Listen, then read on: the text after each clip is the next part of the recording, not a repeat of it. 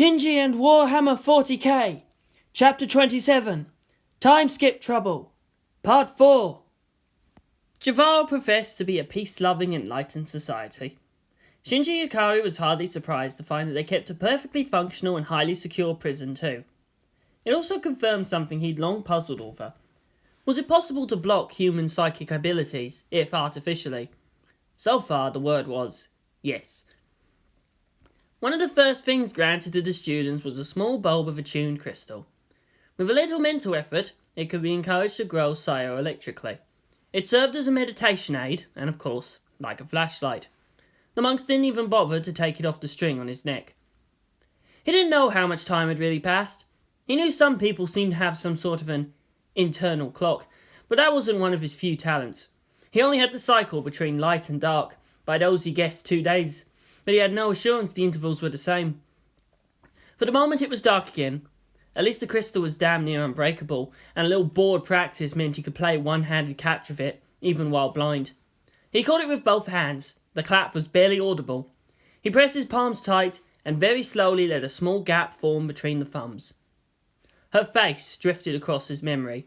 He understood well the rage and disgust the people in the valley had for him. He was even more sickened with himself. She hadn't meant him any harm. Perhaps in all her years had never meant anyone any harm. She was helping him. What for did he harm her then? Hasya Winter-Song may have been one of the last few genuinely good people in the world. She was also completely insane. She just hid it. Not that well, really. And because of that seemed harmless enough. He'd been in her head. For a few moments their minds were as one, and he'd absorbed a fraction of her being. He'd seen and felt what, or who, it was that made her into the fidgety woman that she was. He had to remind himself humanity was worth saving, all of it, from pinnacle to dregs. It was supposed to be simple if you had sufficient psychic talent. The normally easily excited atoms of the crystal remained still. He took a deep breath, and very, very carefully tapped into that other source. Pale white light flicked from between his hands. Never before had hope tasted so sour. Shinji heard the steady plodding of wood-soled sandals on the stone floor. 2 people. One had a softer tread than the other. The light switched on, hurting his eyes. Another suspicion confirmed. They did reverse the cycle of light and dark to add another, if slight, difficulty to his feeble chances of escape. Not that he had any intention of fleeing. The guards may as well have been there for mere decoration. He and the monks had a deal from his very first day, and there was no room for renegotiation from either side. He sat up cross-legged on his cot and tried to look harmless. Shunning, in primitive societies, was tantamount to a death sentence. It remained even in more civilized times, for man was a social animal and needed the approval of his own kind, even in Javaal. Thus it was that when word filtered down of what happened, the people did not rise up in anger or mutter about punishment. It merely confirmed what they already knew in their hearts about those from the outside, and spoke no more of it. The boy was dead to them. It was a certainty. And it was thus that Jamyang managed to get easy access to the prison. No one else ever went up there, so sure were the people that eventually justice would be done. No one else was interested. Therefore, only those with official business would bother. The door to his cell was solid steel, several inches thick, and its hinges tamper-proof. It took a very strong man to open it, and one appeared just then.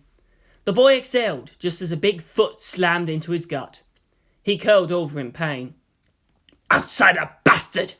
the guard spat. "Someone's here to ask questions, not that we need any more of your filthy words. You will answer them. Do not lie, and if you so much as touch her, you will die. Slowly, I'll make sure of it myself." Shinji got up, his lips twitching. He forced the curve down, taking an unmistakable stance of submission. "I understand." He got another boot for his trouble. For her part, Jamyang winced as if she was the one being struck. Was that barbarity really necessary? "Enough, honoured warden," she said in what she hoped was an authoritative tone. Even as an acolyte in training, as one of those with talents, she outranked him vastly. "I am not certain if this is wise, young mistress," the guard rumbled out. His round baby-like face held eyes of diamond inner hardness. "You know we must lock you in." She looked at the boy she only knew as a sailor's second son, who so defined the meaning of mostly harmless. It was the mostly part that was giving everyone so much trouble. "He will not harm me," she said with all confidence. In 15 minutes I will open this door again. Make a shout and I will be at your side. The big man still looked doubting. But I have been told not to listen in. "That is wise," she replied. "Knowing the unnecessary can sometimes be a curse." She stared down at the prisoner, her gaze cold. "Sometimes all it does is add to how much one doesn't know." Then the warden left, shutting the door. The iron bar sealing them in gave a harsh and final clang. Jamyang had to remind herself to breathe. She never really felt alone or powerless. All her life, through all the rote learning and burdensome rituals, there has always been the presence of Javaal at her back. Sometimes demanding, often incomprehensible, but its greatness rubbed off on its people. Its 900 years, itself a part of an even more ancient tradition, from before man even knew how to make history. "Old are you, Javaal, and mighty," she whispered. "and children sleep in the shadow of your shins." "Heavy is your blade, but even if reluctantly wielded," Shinji added, "you cleave your enemies with every swing." She looked up, glowering. That it was said without mockery only made it all the more pricking. "Who are you?" Jamyang hissed. "Who are you to judge us?" He spread his palms open, helplessly, as if to presume on her own capacity to judge him too. "Just a man. Technically adolescent.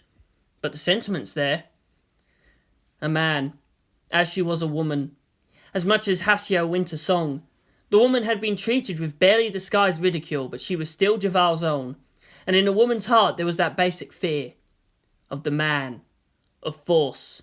Of betrayal. Or repaying gentleness with brutality. Taking... She frowned. No sense denying it to herself, even if she was alone with what might yet be a monster. "Why did you do it?" She hissed. "You took her mind. You violated her soul." "Worse than that, I'm afraid," he replied with a whisper. He tapped at the side of his head. "I don't care if you don't believe me. That no disgust you have can equal what I feel for myself." If she could still use her mental powers, he would have been roasted. As it was, she just slapped him. "You don't get to say that. No!" Jamyang knew she had lived a rather sheltered life. Never before had she felt such destructive rage. It both terrified and enthralled her. "You have no right!" Shinji bowed slightly. Harmless. Harmless. Excuse that big freaking crack in the outer wall, if you please. "You're a very brave person," gentle voice of mercy without restraint, but not stupid. "Surely you know that talking to me face to face is dangerous, no matter what precautions have been taken." His slight smile held only certain reptilian amusement. "Words alone can be deadly." Jamyang cursed herself for a fool. One should not judge by appearances alone. The chief abbot's own face should have taught that at least. And yet, if Javaal had not welcomed the boy with friendliness, at least they'd done so with decency. Of them all, it was Hasya who gave him kindness. And how was that repaid? "Why are you here?" "No, not by appearances alone." "I need to know the truth." His smile was not cruel, but predatory all the same. "Why should I give it to you? You don't know me, after all. Why trust anything I say?" "I know enough. You're too smart to lie, not even when no one else can tell." Shinji just sighed and twined his hands under his nose in the pose his father favoured. He needed that sort of bleak self-assurance. The council will have its trial, of course, and then perhaps they might even be able to pull the answers out of my untrained head. They'll have all sorts of questions then. What more do you need to know? He stood up, reminding her of a serpent uncoiling from slumber. Unless... a question that you know they won't ask. It surprised Jamyang to realise that he was still several inches shorter than her. His eyes were dark and cunning, but his forehead was about level with her lips. For some strange reason, she felt like licking it. So she did. Shinji Ikari sprang back immediately. "Ugh!" He pulled up on his shirt and wiped his slobbery forehead, exposing his belly button. What the hell, woman? He asked, bewildered. She laughed. There was indeed a gut-level pleasure in poking at the overly serious. He blinked owlishly, looking so young and innocent there. Foolish, foolish girl, her subconscious whispered. This is why he's so dangerous. Do you not see?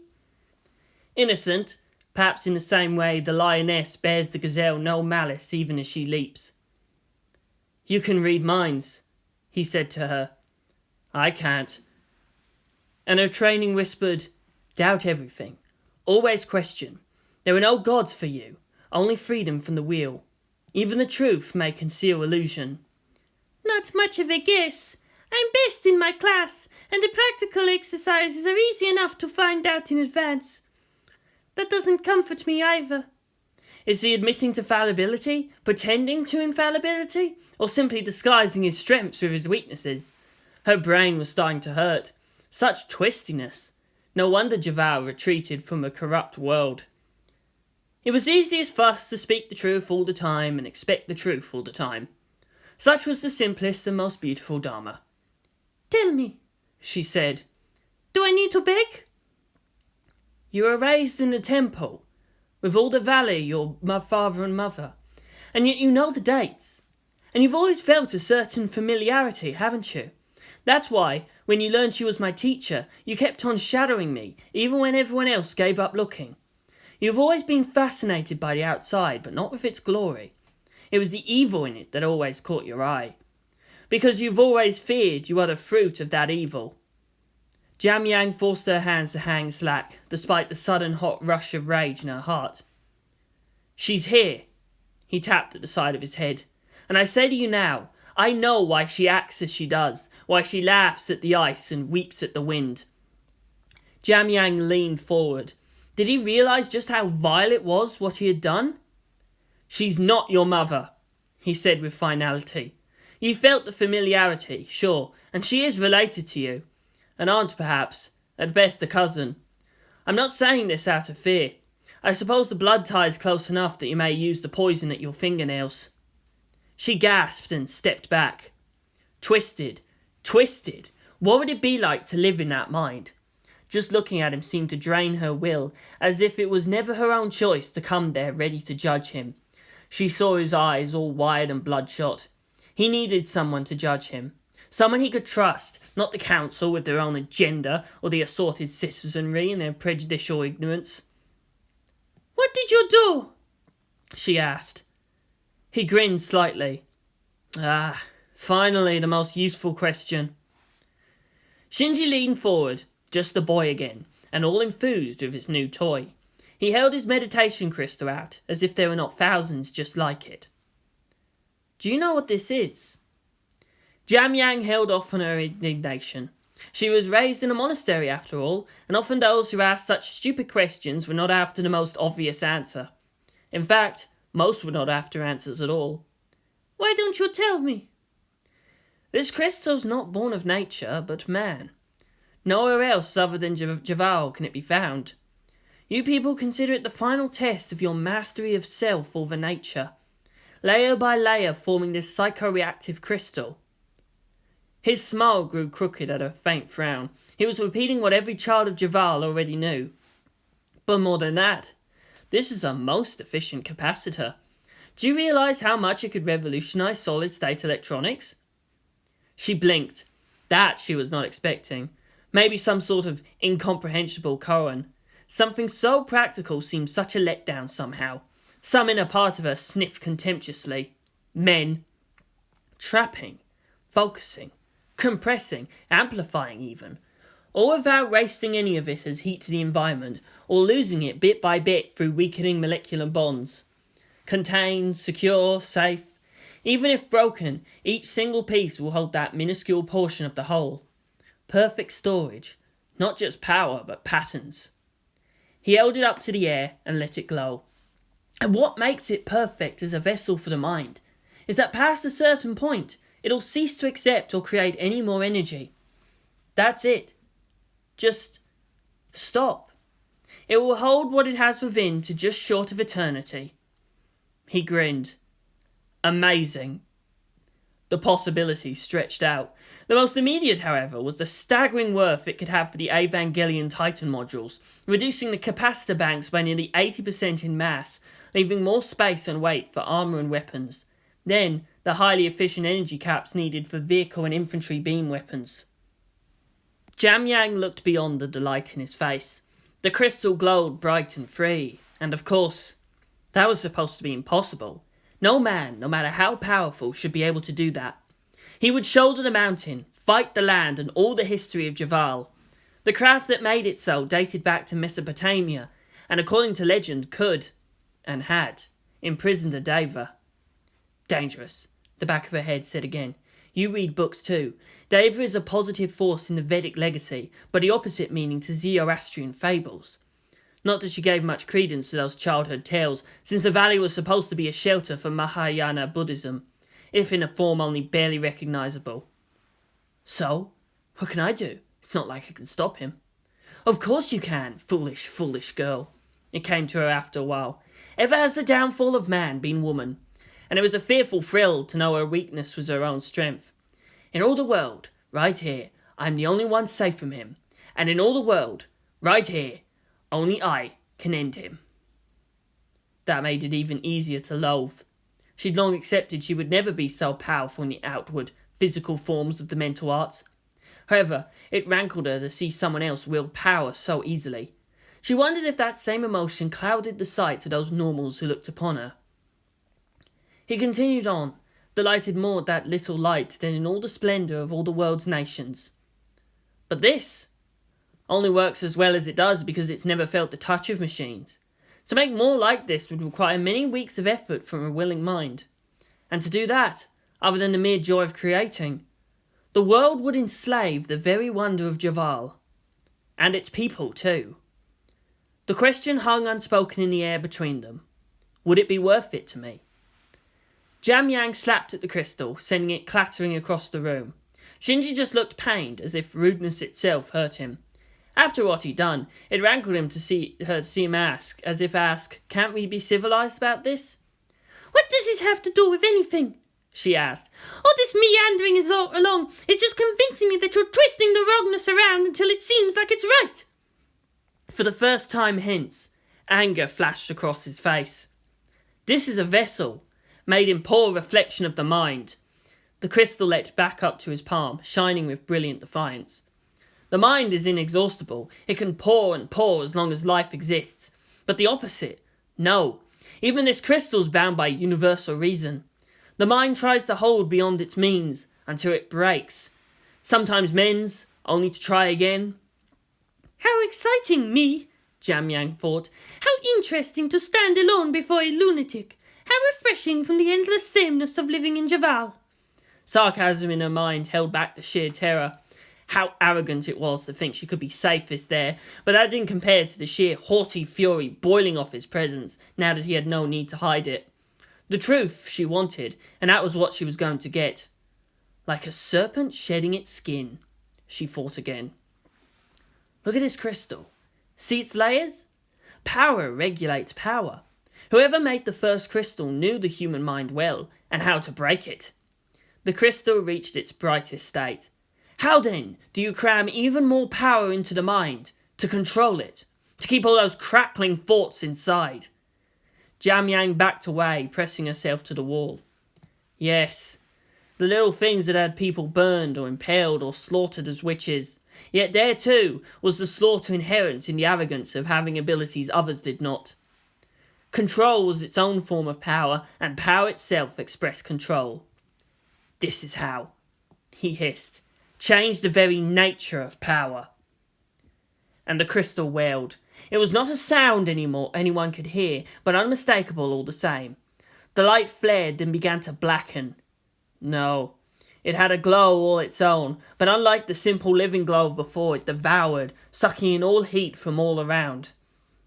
The crystal was black as night itself. Shinji closed his fist, and a paltry glow of the overhead lights took supremacy again. Old knowledge. Very old. And forbidden, he said sadly. But they did it to her anyway. For all the dislike this valley has for prophecy, So very easily do they use people as tools. I suppose that comes with having power based in the form of mines, not industry. But I don't have to like it. She could hardly hear him over her own screaming for the guards. As they began pouring in and began beating upon him, she could see that served his purpose too. What was a little momentary pain, for tactics shouldn't be subordinate to strategy. Plans within plans within plans, so densely packed that she felt as if trapped between two indomitable glaciers. She fled from the place, and all the twisting corridors she passed were filled with laughing shadows. Misato Katsuragi, the door proclaimed. No rank, no number. There were 6 different locks on that door, and Misato bolted all of them. She'd been bumped up the command chain. Her paperwork instantly quadrupled. That was bad. Her new office had a sofa large enough to double as a bed. She collapsed onto it. It was good. She let out a staggered moan as she tried to let herself sink into the cushions. Well, I can understand you may need some relief. I ask that you don't enjoy yourself too much. The nerve commander yelped and sprang up to her seat. Ritsuko! She blushed hotly, then put a hand over her heart to calm down. It was not as if she was doing anything indecent, so it was her friend who should be sorry for implying anything.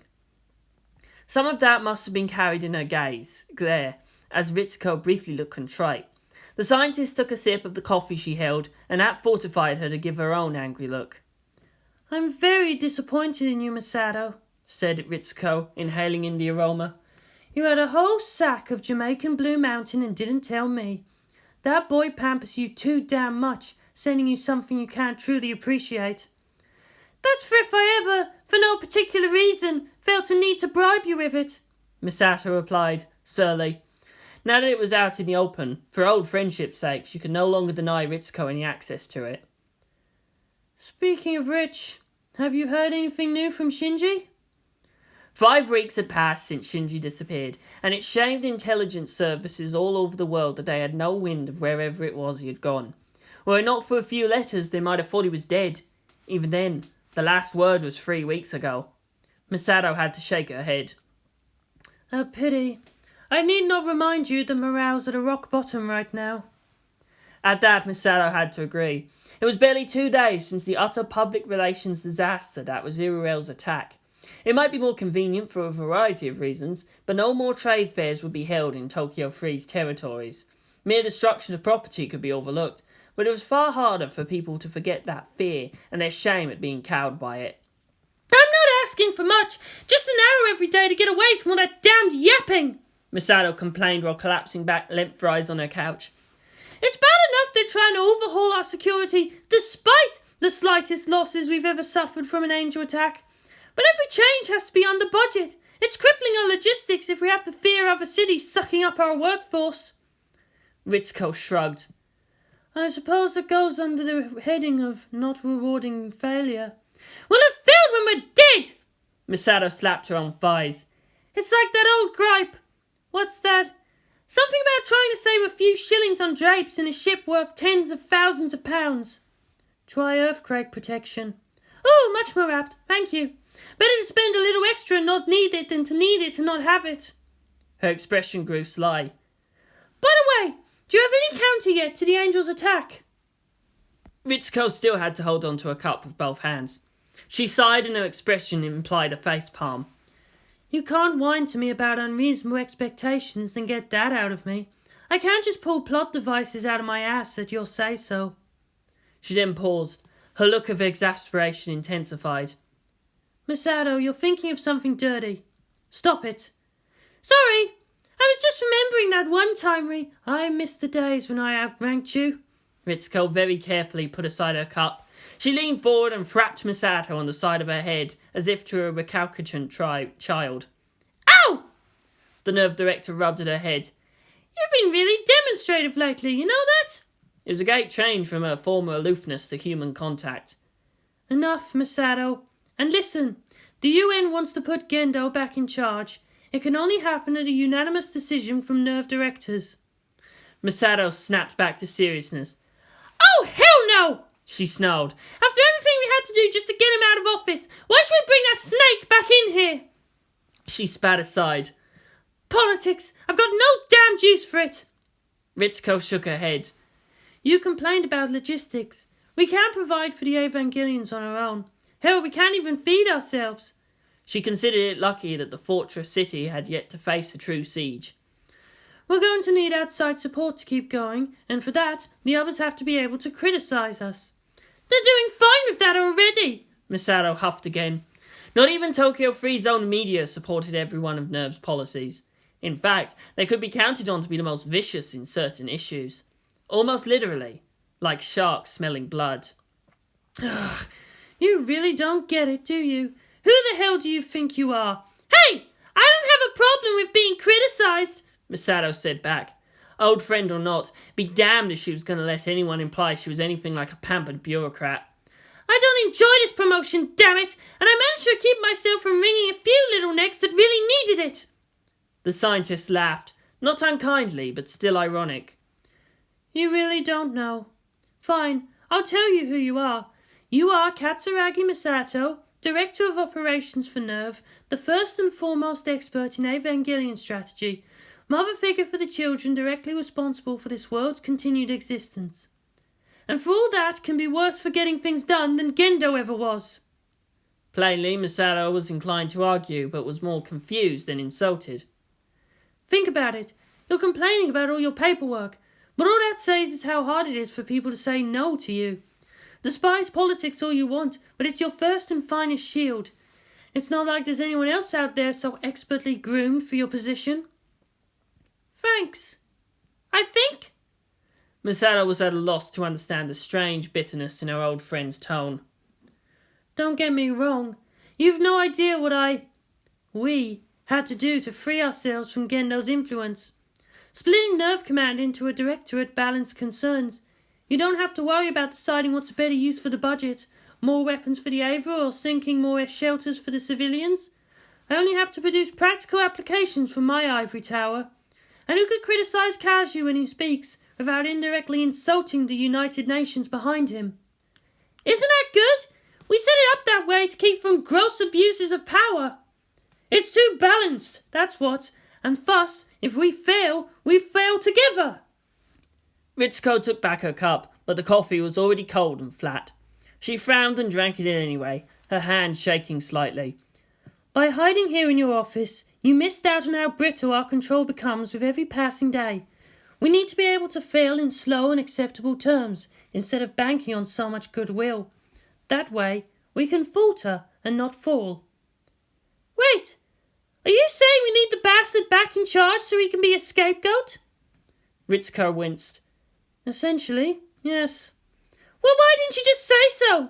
Masato huffed. Seriously, you need to learn to resist your expositionary urges now and then. It's more complicated than... Fine. Yes, we need someone that people dislike so we can do our jobs without having to worry about stepping on people's toes. Do we have your vote on that? I don't like it. He needs to have actual authority for that to work. How do we know he won't find some way of clawing his way back into real power? We don't. It's what could be called a necessary evil. Kozo Futsuki was the one to let him out. Gendo stalked out of his confinement in no way diminished, facing the world with the unchanged stance of pure and unashamed arrogance. Even alone and in darkness, NERV was ever his. "You magnificent bastard," the old man breathed out, amazed. Gendo only gave back a small, thin smile. He felt like someone outside of time. There was no hurry, nor boredom, nor fear or excitement. Shinji had long considered special mental abilities as nothing more than party tricks to enthrall people. The powers of the Evangelion had a clear purpose, but to the minute, the temporal man such exploits served no useful function. There was only to set oneself as superior and separate, as pointless an exercise as could be found. Javaal sought out the inward and outward paths. Shinji had no need to train in the more spectacular applications of study. The Evangelions in their crude feral minds were each unmatched masters of the outward path. His own abilities, in like manner, were borrowed from his bestial god machine. He wondered if he had changed that massive creature in any way similar to how it changed him. He walked down the dark corridor, his chains clanking. His guards were wary as if he was some rabid animal. In the dark they couldn't see his momentary break in self-control. A smile, nothing more, as bloodthirsty as they feared. If only they knew. It was always there at the back of his mind, that murderous, infinite hunger, while his imaginary counsel could at times be helpful, amusing, or just irritating. The voice of his Evangelion proclaimed its ownership over him. Even meditation couldn't still that, only an absolute silence letting that guttural whisper rise to the fore. What was the fear of physical pain, physical death? A monster was waiting to devour his soul. His guards must have sensed somehow his natural contempt for their bullying, which was why they had been so enthusiastic in restraining him for presentation to the trial. The light stung his puffy eyes as he went out into the gathering hall. He felt the emotions roll over him, so rare as crime or any sort of social disorder in Javaal that each trial of necessity had to be a spectacle. He felt disdain, disbelief, even some pleasure at seeing him injured so. Javaal thought itself enlightened, peaceful, beyond secrets. Look well now, he thought, for I have come here not to bow to your traditions, but to destroy them. He felt the touch of crawling mental probes and the cool scorn of his farseer. As was expected, all attempts to peer into his mind only met the flat, unyielding surface of his will. It was more for their protection than his. He barely paid any attention as the proceedings went on. There were a few of the council presiding over the trial, beholding all on their raised platform. The final decision was not theirs though, but from a jury of 33. Thus it was that any judgment represented the feelings of the entire community. There were no lawyers. Over the 900 or so years of Javaal's brand of justice, it proved all but impossible for anyone to hide anything from such intense scrutiny. All who did misdeeds were expected to speak of themselves, baring their souls, hoping for understanding from their peers. He stood at a circular dais at the centre of the room, surrounded by hostile watchers. Witnesses and pertinent people were brought in to testify. Even Jamyang, who not only repeated word for word their conversation, but in a Javaali mental trick managed to carry the very sight and sound of that encounter. Her fear back then had an ashen taste. And yet if he was that dangerous, why would he allow himself to be chained and beat up? He rubbed their hypocrisy into their noses, and those receiving the memory could not mistake his purposeful scorn. It puzzled them then, as he was angry for the very woman he had damaged. And here you stand accused, Ikari, Lama Feckeldrat was saying, his face devoid of his customary friendliness, of malicious and unprovoked assault upon a citizen of Javaal. How do you plead? The boy blinked and turned his attention back to the scene. Oh, not guilty, of course. How do you plead? It was time to lay the cards down. He relaxed slightly. All or nothing. Outraged murmurs flowed through the gathered throng. Curb your tongue, boy, Lama Pagnor warned, growling. Your insolence will yet be your downfall. Shinji grinned lopsidedly back at the dark-skinned warrior monk. Face it, this charge is born of the fact that none of you really have any idea of what it is that I did, much less so the why and the how I did it. The murmurs grew into angry shouts. Such arrogance, such disrespect of his betters. Beat him again! Someone yelled. Who the hell does he think he is? Shinjikari scanned the crowd until he found Jamyang. She flinched from his gaze. Beside her sat Puto, who sneered back. Many are your secrets, Javaal! Shinji shouted out, lifting his manacled wrists up to the air. And well do you pretend not to have them? He glared up at the council members. Malicious? No. Unprovoked? I couldn't have done as I did without her permission. You concealed the fact that Hasya Winter-Song was a ranked master of her own merit. That's ridiculous, Puso began to say. Then, like all others there, paused in shock as the council monks made words and gestures of assent. After all, even if you sent her out to shame me into following her here, what kind of person would I be to spit at her efforts? Damn your emotional blackmail, and that it worked, Shinji continued. Panicky, easily distracted she may have been, but she managed to get across the whole of China and into Japan. She may have acted silly at times, but she was never incompetent. If you had any respect for her person, then why did you violate her essence? Lama Pagnor asked further. Shinji looked up at the chief abbot, whose face was placid and whose eyes glittered with emotionless calculation. There's one common trait that marks a master of Javaal's arts, that culmination of this valley's teaching, and that final bit of self-improvement that separates you from the rest of these mentalists. Lama Peaceman stroked his long white beard. For certain reasons, I ask that you do not reveal the secrets of the trials for mastery in this hall. The boy nodded, but still defiant. This valley's tainted. With her, I began my purge. The gathering hall echoed with the roar of an enraged populace. The council masters let them vent for a few moments. Then the chief abbot began to hit at the low stone pillar in front of him. The fracks filled the round room. Enough! He shouted. You monster! Puso made a passing shot. I don't have to listen to your filth, outsider lunatic. You deserve to die! Enough, I say! The chief abbot's voice pressed down upon all. When killed Sephwazura with your own hands you have, then you may hold his words in contempt, he told Puso. He turned back to the pilot. As for you, 900 years have we lived this way. What makes you think we did wrong, All of humanity is in peril, and here you hide, Shinji said back with deathly calm. You've betrayed the legacy of Enkidu. I hate prophecies as much as you do, but I have no choice, for I am the heir of Enkidu. The old master's laughter cut through his people's outrage. What? Remember a little of your past lives, do you? No, I don't even believe in reincarnation, but this is my responsibility, and of her own free will, Hasya-san has become one of my people. I will protect her. He closed his eyes and sighed.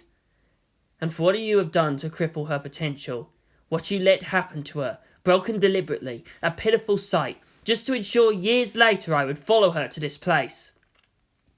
We all have our each separate duty, Lama Feckledraft said sadly. The chief abbot had to pound everyone back to order. Think you in a few weeks to have the right to judge what we have endured over 900 years, do you? The old man laughed again. No way we have to prove a crime if we cannot read your mind. No way for you to prove our ways are wrong without trying it for yourself. True, Hasya is a master, trained her myself. If the skills of a student you have, then she should be powerful enough, skilled enough to deflect it. An accident, even if you say it was intentional.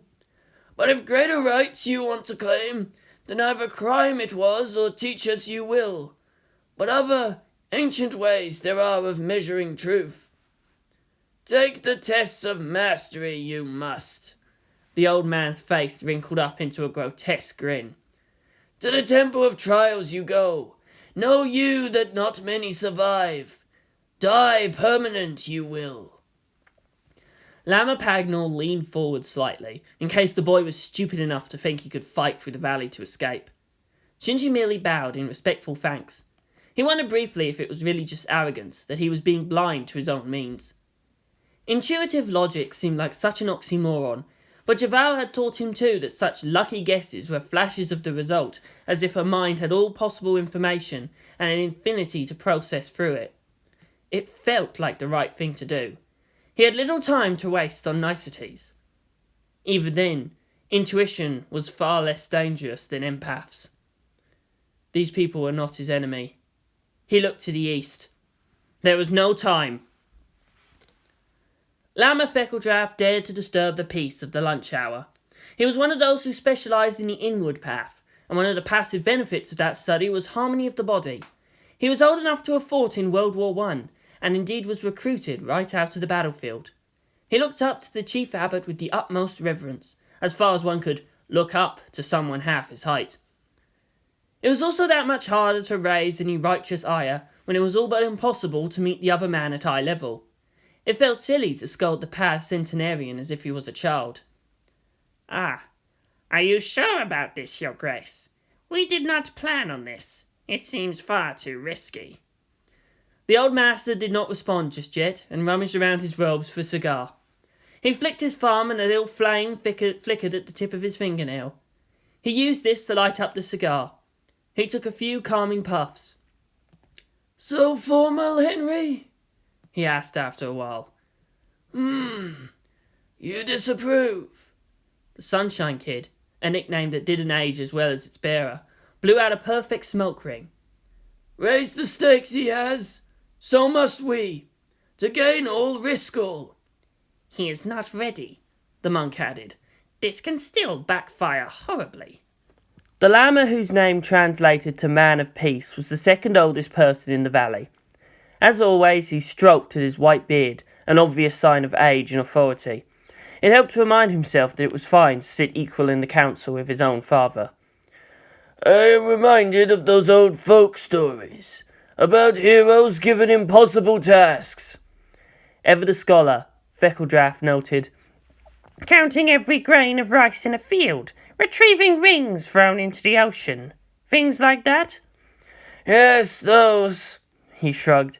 And yet even when they go beyond the impossible, usually they falter just short of gaining their promised reward. Sometimes they are helped by the princesses they court, who allow them tricks like commanding ants and fishes or body transformations. The most common ending is when the princess is ready to accompany the hero back to his home. There is usually some facile last requirement, such as never looking back or not to let a single tear escape his eye. And of course the hero falters in that simple thing and making futile all that happened to get there. A very old way of imparting fallibility and the importance of self-control into a story. He frowned, realizing he had been sidetracked. What does that have to do with this here? It has always seemed unfair to me. It's as if a hero is being punished simply for being more real than the trappings of myth. Everyone has their own measure of justice, which was why each of us who passed the trials must add ways of making it more difficult for the next generation. Still, the temple was created to be a subjective experience. Just because he has the memories of someone who made it through hardly ensures he can too. It would be even worse, since he would have false expectations. Lama Feckledraft winced at that. He liked the boy, and it seemed such a waste for the scholarly mind to be put to crude, violent use. Are you asking us to meddle with the test? No, but we need him, do we not? Why else spend a decade in winnowing through the candidates? Too long since you took that test yourselves. Just a trifle it is. Any of you really expect that getting through it be the hardest thing you would ever do? The chief abbot coughed and took deep lungfuls. Smoking was bad for his lungs, and the source of his odd speaking patterns by having to match syllables to shortened breaths. Old habits were very hard to break. He never expected to live long enough for his vices to matter. He grinned, his expression manic. If boy dies, then no hope after all. Right from the start. The others in the council nodded. Mastery wasn't a prize to be won, but merely the proclamation of being able to handle even greater responsibilities afterwards. So we must try our hardest to kill him, was Feckledraft's last word, and his tone was starting to agree. 1,000 times yes. The chief abbot gave in this no room for dissent. Puso Mountain Glory was in a stomping rage. How dare he? He shouted into the empty classroom. That arrogant ass! Insulting the masters like that. And why, instead of punishing him, are they rewarding his insolence? While Javaal took measures not to stagnate in isolation, not necessarily everybody had to be informed on current events. Learners, such as they, had no need to know of what was going on in the world outside. Indeed, it would just be a distraction.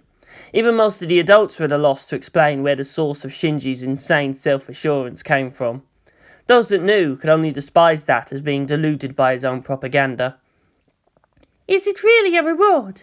Jamyang replied while staring outside. She sat at the windowsill, and her feet dangled at dizzying height above the ground. Becoming a master isn't supposed to be easy after all. Really? Do you think that's what they want? Ha! Puso cackled out. Yes, let him do as all his boasting warrants. An execution would be too simple, and casting him out too lenient. Let him die as befits his pretensions.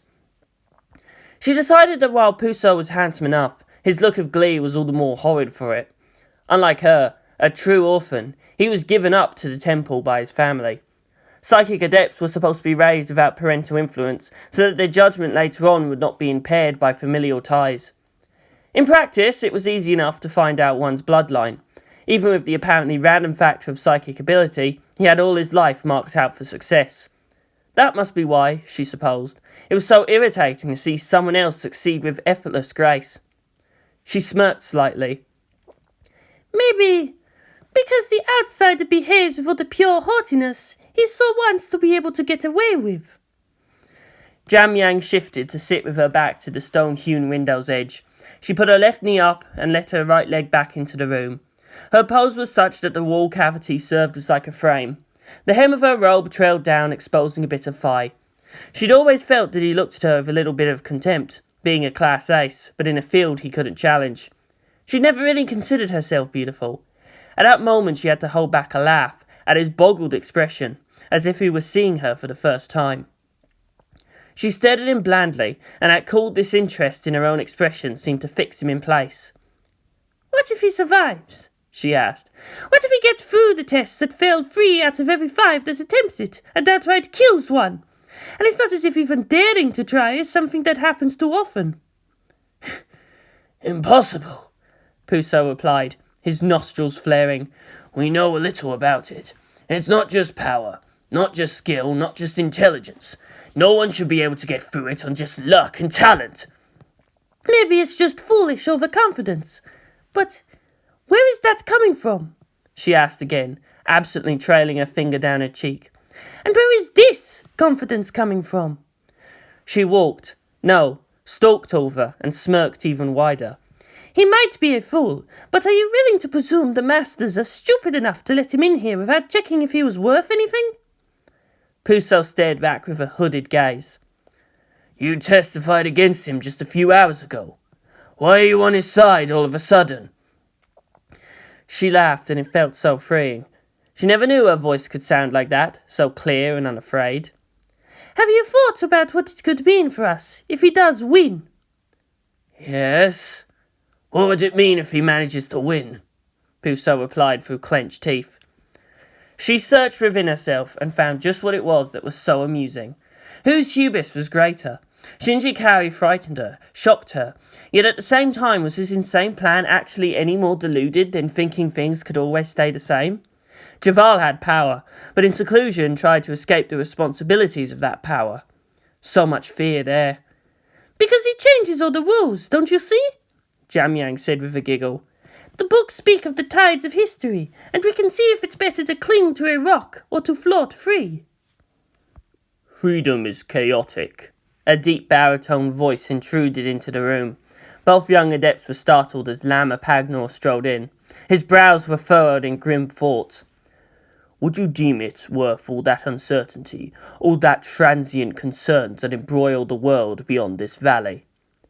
No, of course not, master, Puso answered with a bow. The warrior monk smirked. Don't lie to me, boy. You're hungry for glory, I can tell. He turned his eyes onto Jamyang and resumed his frown. What about you? Would you throw away stability for the sake of new and exciting prospects? No, master, but... What? He lifted one eyebrow, conveying supreme impatience. They're in their own way the contemporaries of Shinji Kari, and therefore would inherit the world. We can't cut ourselves off from time. We're still part of the world, and I believe we still have something left to accomplish. I mean, why do we hide and cultivate our minds? Puso glanced aside at her, suspicious but liking where her words pointed. We're just students and we don't know. But there's something more to this, isn't there? Of course. We don't educate you like we have to fulfill some government requirement. You all have specific duties. You two come with me. The council has a task for the both of you. Both teenagers bowed. We serve Javaal with our lives. The Temple of Trials was carved right into a mountain. The outer facade was chiselled rock in ornate stupa-like patterns, with as centrepiece a large stone head. It was a bald male face with fairly unremarkable features. The door was a massive construct of solid bronze, studded with reinforcement beams. Shinji Kari stood alone facing it, though there was a small crowd watching from a distance. The first test was simply getting in. Mere physical strength would never budge that multi-ton door. Like most of the temple, there were multiple ways of resolving the issue. He stared up at the 8-spoked symbol. This is it, he thought. I've relied on so many people to get me this far. My friends, my allies, my loved ones. But if I can't rely on myself, then I can't protect them. He was clad in a simple cloth robe, armed only with a flint-topped spear. These and his own wits were all that he had to protect himself from the deliberate dangers within. Shinji shifted the spear to his left hand and pulled back his right palm. Hata! Pang! He slammed his palm into the metal. The bronze sheaves hummed. The way to power is sacrifice, he said to himself. He pulled in his own physical pains and poured it into the metal. He remembered the anguish Hasya had felt all through her life. Negative emotions could fuel power, true, but Javaal had caused to disfavour such an easy road. Discipline sealed away these stresses, using power to lock power. Locks disengaged, crystals charged up, and the doors slid open of their own volition. The first key was pain, simple pain, and a willingness to let it go. He frowned into the revealed corridor, dimly lit by oil torches. There are other ways to get the door open, and ripping it free of its hinges was once attempted. What he had done was the most efficient way, saving up on energy and effort for the greater challenges within. As he stepped into the temple, he wondered if the calculated risk was worth their cutting off a facet of their own humanity. It was really more sad than contemptible. He heard faint sounds in the darkness, like that of many little feet scraping upon stone-tiled floors. The door slowly slid shut and locked into place. The only way out was through the gauntlet. Shinji hefted his spear and stabbed down. Large mandibles clicked upon wood. From ahead rose a keen wail. He grimaced. After everything he'd already suffered through, he wouldn't let no mere mechanism of murder stop him now. He had to get home. He had to live. He was needed elsewhere. Meanwhile, back at Tokyo 3, philosophy was the least of their worries. Most of the damage to the city was, unsurprisingly, Evangelion caused.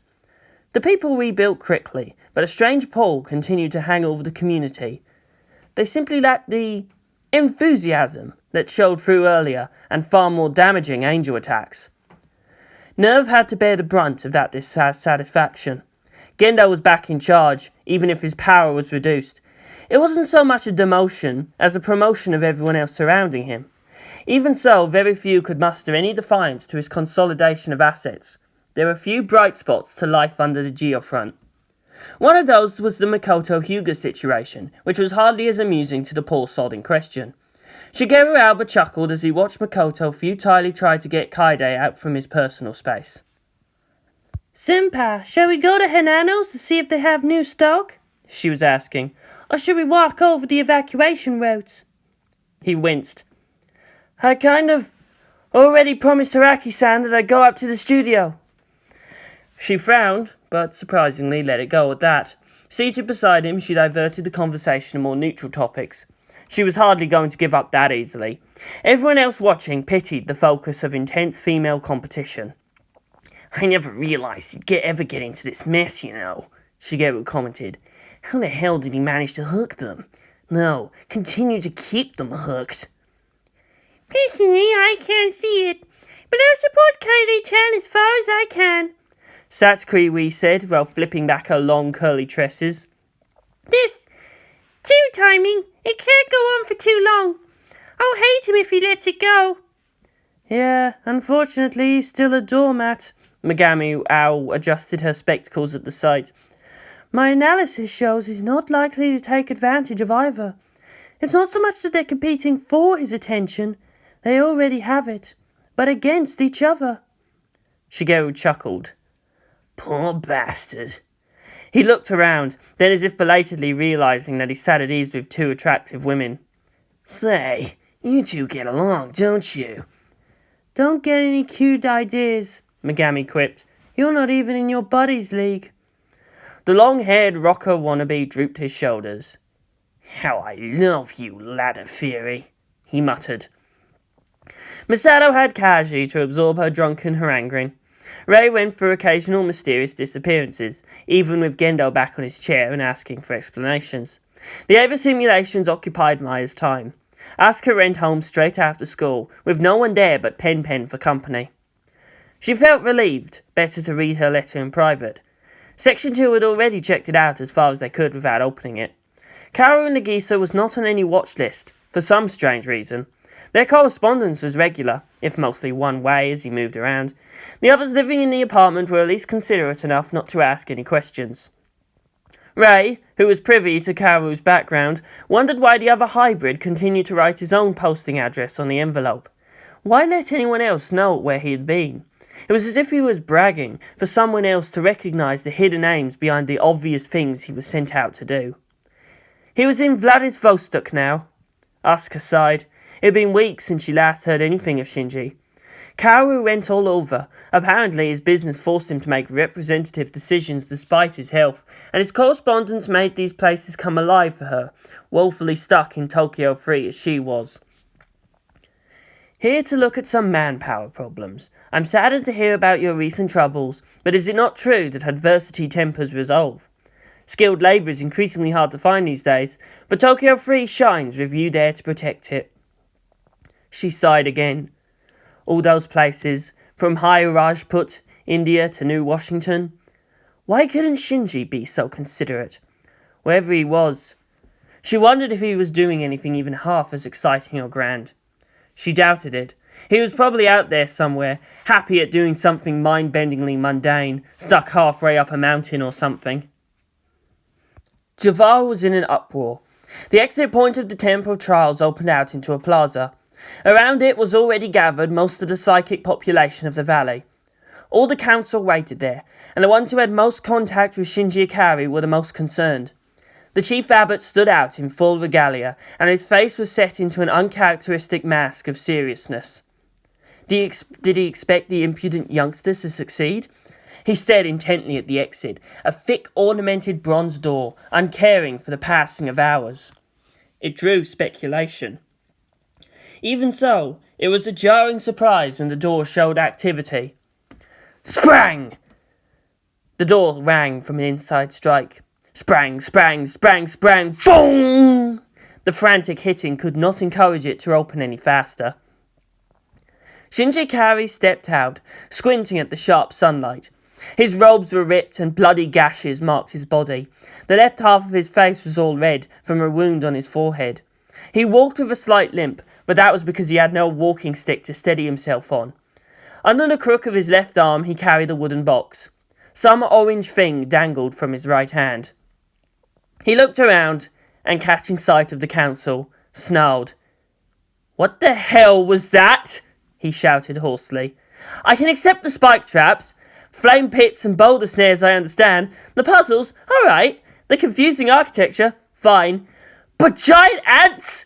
What the Giant scorpions? You people fail biology forever!" That said, he held up the thing on his hand, which on close inspection turned out to be a giant scorpion held by the tail. It was long as his arm, with pincers that could crush coconuts. He threw it at them, and though too far away, the onlookers recoiled. The scorpion wiggled and shook itself. "It's still alive!" someone shrieked. The creature turned around and chittered angrily, brandishing its stinger at Shinji. The boy hissed back and spat aside. "Oh, shut up and go back to your mother." It quickly skittered over back into darkness and the safety of the temple. A curious silence hung over the plaza. Shinji took a few steps and nearly stumbled. His brain buzzed with pain and his body screamed with fatigue. He was too tired to think, much less consider being polite. He stood there instead, too numb to care. "Usually it takes more than a few hours to complete the trials," Lama Peaceman said, his tone scolding. "Mastery is a process of contemplation, not a prize to be won." Oh, I'm sorry. Was I supposed to perform a little more existential angst? He shot back insincerely. Do I really need any more self-examination? He asked himself. None of his imaginary advisors appreciated his sarcasm. Meditation was one of the roads to enlightenment, but it was simply useless to him. There were certain other minds as his, like Hasya and, as far as he knew, Asuka, who found more virtue in action than in contemplation. Ray didn't count, for every moment at that point was already a meditative exercise. Forcing Lilith to keep silent necessarily needed constant concentration. Lama Feckledraft approached him warily. The tall, thin, mustached man knew from his own studies that the temple was a deliberately designed construct of malevolence in near-infinite permutations. Half of it happened within the Seeker's mind. Against mechanical contrastances there could be predictable solutions, but against the demons of one's own weakness given free rein, the only cure was time. Epiphanies must be proven to be permanent. For him, it took 8 days to get through the temple. True, the trials are a subjective experience. No one should ever face the exact same tests of character, and a sense of time tended to lose cohesion within altered space. No one blows through in a few hours, though. Strength of will is meaningless, he thought with dread. The temple's designed to break a person, and only when all personal illusions are destroyed should someone find the light of enlightenment, and then perceive the way out. Conversely, trying to run right through only intensifies the process. There were clear records of those who were reduced to drooling vegetables for trying that. Shinji Ikari did not show any encouraging signs that his mind had been broken like so many others before him. He stood completely still, eyes closed as if asleep. The monk coughed to get his attention. The boy opened his eyes slowly, and past the bland expression there in his gaze was a deep, seething irritation. The trials of mastery are a subjective process, but there are certain elements that are constant, Lama Feckledraft said. Do you have the proof you did indeed overcome the challenges provided? What, other than that I'm still alive and not in sick? Alright, that might be stretching credulity a little. Wordlessly, Shinji Ikari held out the box. It was a clock, and loose gears rattled inside as he handed it over. It was ticking even so. The monk stared doubtfully down at it and shook the box clock again. Building it from an assortment of different parts that had to be collected from separate rooms was supposed to be the test of intuitive logic for those who had never ever built any clockwork before. He shook and listened to its insides tumble about. Yet the damn clock kept on ticking. He remembered well that making it was the most frustrating part of the trials, and appropriately enough had to do with a lot of trial and error. Did you just jam some gears inside, hoping that they would spontaneously align? He asked, astonished at such magnificent stupidity. Luck doesn't work like that. It works, doesn't it? He winced. The trials also indicate personal character. A mindset of whatever works is painfully close to the end justifies the means. Shinji held up one finger. Please, don't talk to me about that. For I have come from a dark place, and it has left me severely pissed off. He pointed back to the temple. Was this trip really necessary? He shouted. All I wanted was to research some way of removing the mental block that keeps me from piloting my goddamn Evangelion, and indirectly saving your reclusive little necks. I was perfectly willing to offer whatever help my resources could give in return. But no, I get ridiculed, killed, accused, beat up, shot, stabbed, burned, poisoned several times over. Did I mention the burning? All to test for material proof of your theories. After all the manipulations you people did, after all the sitting around you did while the world was in danger, giant scorpions, how could they even support their own weight? Same way that fucking clock can work. Don't talk to me about the ends, for I am at the end of my patience. Then he continued on with gibberish such as gobble gobble took while still gesticulating wildly. Lama Feckledraft turned to give a beseeching look to the rest of the council. The chief abbot nodded. A resounding gong filled the circular plaza. Warrior monks in their red robes, wielding sharp moon-shaped tipped polearms, surrounded Shinji. Lama Feckledraft stepped back and out of the formation. The pilot merely blinked, more beyond being bothered any further. A crier's voice rose to proclaim, Hear, Javaal, and hold dear the judgment of the council. With this, the ability of the accused improven, and with it the intent. This is a direct challenge to the authority of the council, but as the accused is not a citizen of Javaal, this is not treason. Therefore, it has been decided that it should be settled in the time-honoured manner of unmanageable threats against Javaal's peace. Trial by combat! A loud cheer flowed through the onlookers. Only the more experienced monks remained unmoved. Hoi, why am I not surprised? Shinji sighed to himself. He rubbed at his rising migraine. The warrior monks tapped the butt of their spears to the cobblestones and drew back in unison. They maintained a guarding ring, but far wider and intended more to keep the spectators at a distance. Shinji looked up to see someone approach, a person dressed in ceremonial armour. Oh. Of course, he sighed again. Puso Mountain Glory grinned in satisfaction. It was the highest honour to be called in to defend the peace of Javaal. In his hand he held a 5-foot pole tipped with a flat blade, a glaive, its blue steel crackling with energy. He had on a vest of banded mail and a tabard marked with the 8-spoked karmic wheel over it. His helmet was conical and inset with many psychically active crystals. The acolyte in training launched into a ritualized kata and a chant of the symbolic virtues of what he wielded. Thus was cliff wall that cut, and Nagildos that resists. On his head was Varnag that clears the way. These were treasures of the old masters, carried by heroes of Javaal.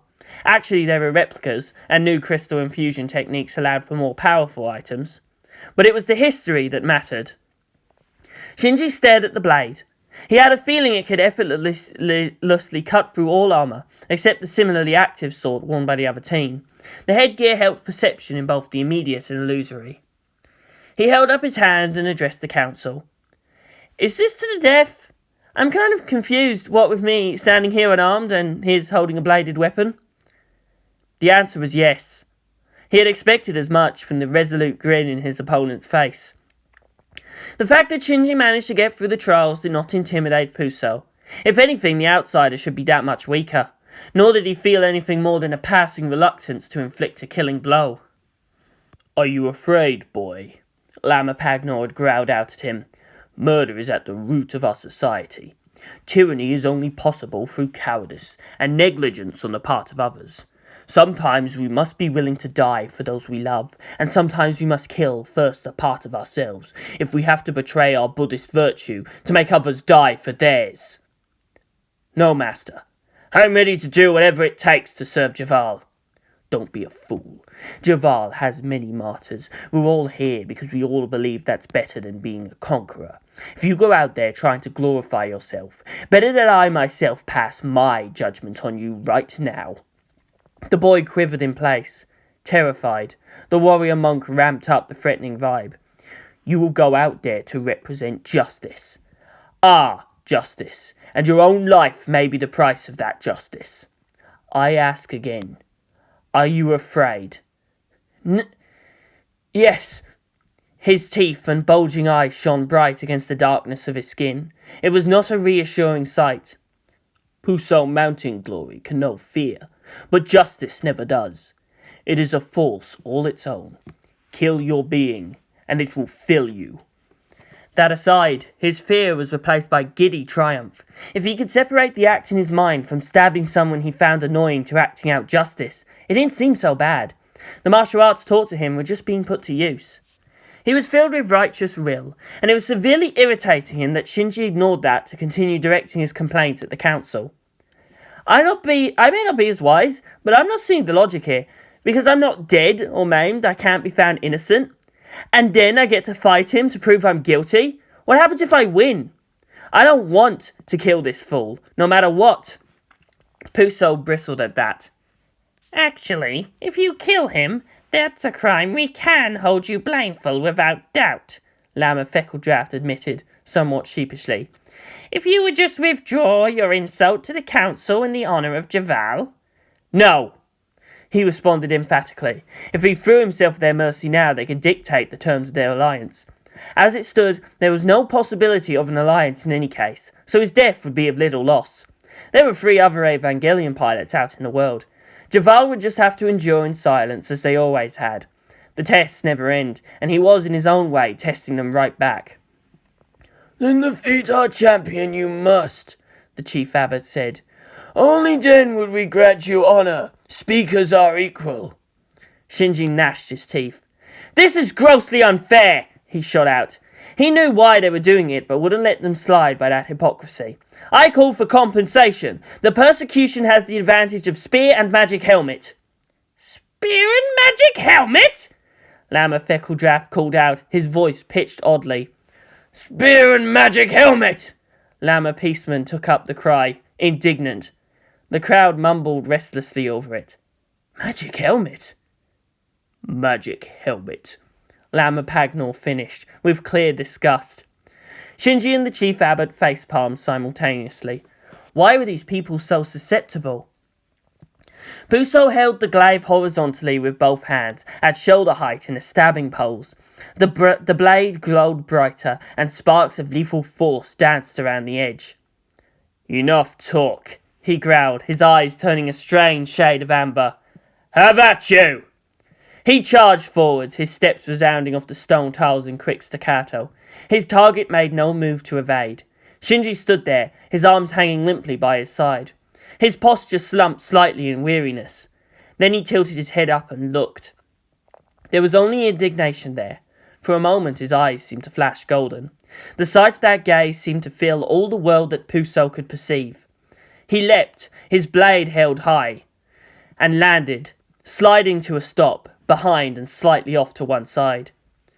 Shinji turned his head slightly and asked blandly, "What?" Puso spat aside. You've killed before, haven't you? He noted with a sneer. Yes, Shinji shrugged. Does it matter? Not really. It just makes it easier for me. Murderer, this is nothing less than your due. So blaze about it, the outside world bred its sin as true. Puso forced his fear down and shifted his grip on his weapon. He just had to keep himself steady. The helmet ensured clear mind for any mental attack. Only his heart had to hold and his hand would follow. This outsider had to know his proper place. He pounded down with his left foot and smoothly threw himself into a run. For Javaal! He screamed. Shinji sighed one more time. Bright Lord, we have had it of this shit, he heard. He crouched down slightly and put his feet apart into a basic horse stance. He then reached out with his left hand and the baneful blade crumpled like so much paper upon it. Next, he pivoted on his foot to step forward with the right. Alongside that motion, he slapped out with an open palm. The force came from the rotation of the hip, not his right arm. The armour was unharmed by such a simple attack. Puso felt little pain above the sudden shock of being lifted off his feet. He looked bewildered as he saw his opponent seem to be getting smaller, and the floor absent from under his heels. He slammed into a house facade beyond the plaza, the adobe cracking around him, leaving him embedded there. Blessedly, unconsciousness came quickly. The valley wind gusted strongly. Shinji slid from his stance back into a wearied posture. "Is that it?" he said bitterly. "That's really what this is all about? Power? It doesn't matter who's really right? Would you follow only the most powerful, who can ensure this village and its values won't get wiped off the earth? Is that it? What is right remains only by the protection of the mighty? What would be the point of a superhuman only to wipe the noses of billions of other beings? Worse yet, how would you stop one if it decided not to take the responsibility?" Thus it was in the state of supreme separation, that the only choices were to protect or destroy, being that to leave alone would simply to be accomplice to erase his own self-destruction. Shinji threw back his head and yelled out in frustration, his shout echoing through the valley. "I don't need this bullshit! Whose ass do I need to kick to get things settled around here?" Truth! The slow, steady sound of the chief abbot's walking stick filled the plaza. The old man approached, nodding. Detestable it is, might does make right somewhat. Why Javaal always tried to be strong. Knew someday we would need it, we did.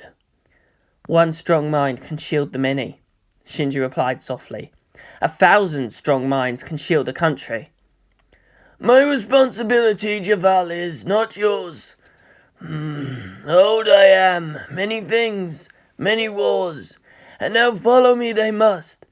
No one else in the world so strong.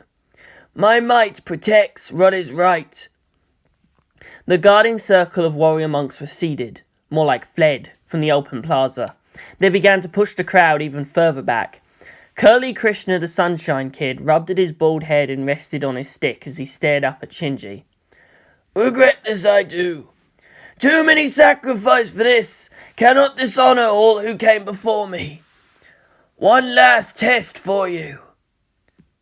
Would you take my place? If I die? Shinji whispered back, pleading. No. Then I have no choice too. I need to go home. In your way, I stand. Make me move. And his robes just exploded away from him. Though more than a century old and low of stature, the chief abbot's bared upper torso showed undergraded ripcord-like musculature and an adamantine resilience. Veins bulged out and old scars flared pinkish red. The old man dropped to a horse stance. His feet stomping down made a booming sound and dug into the ancient stones. Those were fingers that could mangle battleships. His face lost all his customary playfulness, showing only the resolve honed through countless battles of flesh, mind, and spirit. In taking a deep breath, he seemed to draw in the very winds of the valley. His voice fairly thrummed with power. One must fall. The wise do not fear, Shinji reminded himself. The fearful do not think. The thought that threatened to overwhelm his consciousness was, oh shit.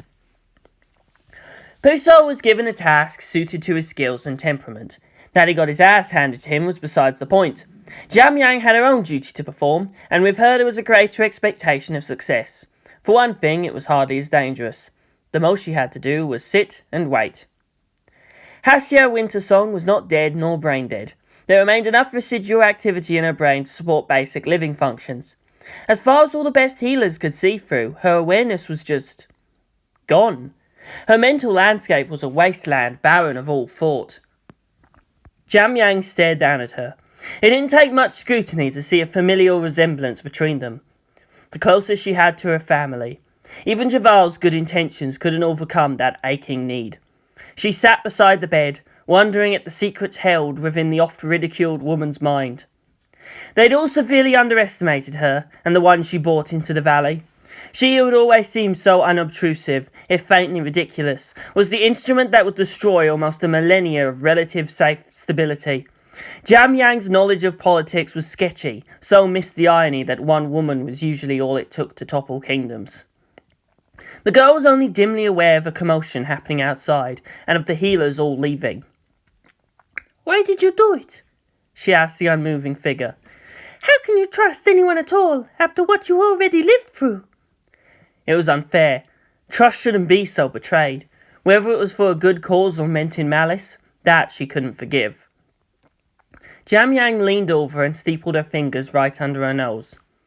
Were you afraid, Honoured Aunt? She whispered. Did you really choose this to happen, or was it forced on you? The girl pressed her thumbs hard against her lips and shook slightly. Things are getting interesting now. But I never realized before how frightening it is to have to make choices. The order she was given was simple enough. Watch over her and wait. If she wakes up, bring her to me. Let nothing stand in your way. She felt it was cruel. They were being used to prove a point. She didn't understand what grievance Shinji had against Javaal, but it was serious enough to seek the destruction of their blood-bought peace. It was left vague, and that the council did not simply dismiss it as ridiculous was a worrying hint. They really had done something grim. What was it? Why? Worse yet, no one in the valley could possibly feel safe in that they were untampered with. While on some level she itched to know, the prospect of actually knowing frightened her. In her too, a reactive pit of anger was growing. Hasya lying there was proof enough of the evils of neglect. At some point, like a rabbit left with nowhere to run, Jamyang wanted to bite back at those who thought power was everything. There wasn't an ounce of justice in the universe. It was a human illusion. Javaal's Mahayana Buddhism rejected the idea of God or soul, or anything permanent and inviolate that would dictate moral imperative. This she felt all too keenly now. The universe is not fair, Jamyang hissed bitterly. Is it arrogance to want it to be? Her book learning and mind studies left her unprepared for the raw ferocity of competing creeds. Is it folly to force it to comply? Truth never dies. The ages come and go. The mountains wear away, the seas retire. Destruction lays earth's mighty cities low, and empires and dynasties expire. But caught and handled onward by the wise, truth never dies. Though unreceived and scoffed at through the years, though made the butt of ridicule and jest, though held aloft for mockery and cheers, denied by those of transient power possessed, insulted by the insolence of lies, truth never dies. But neither is there any particle in this universe labelled truth, Jamyang added with a wince. Honoured aunt, please, she begged. He has destroyed me. I don't know what is true or who to believe any more. Everything fills me with fear. Tell me why. She shook at the unconscious woman's shoulder. Tell me, why did you let this happen? The Shabil did nothing for Jamyang, only underscoring the broken fate waiting for her too. To be a woman in such times, there had to be more to it than to just endure. What was the worth of their own power? The building shook. Dust and bits of plaster fell from the roof. Outside there were bright flashes of coloured lights and loud booms. She was still too young to really fear death, but at least did not glorify it like the others. What gripped her, however, was the regret in never acting upon her suspicions before. She allowed herself to be absorbed with the faint contempt shown by her peers, and for propriety's sake let all those chances pass by.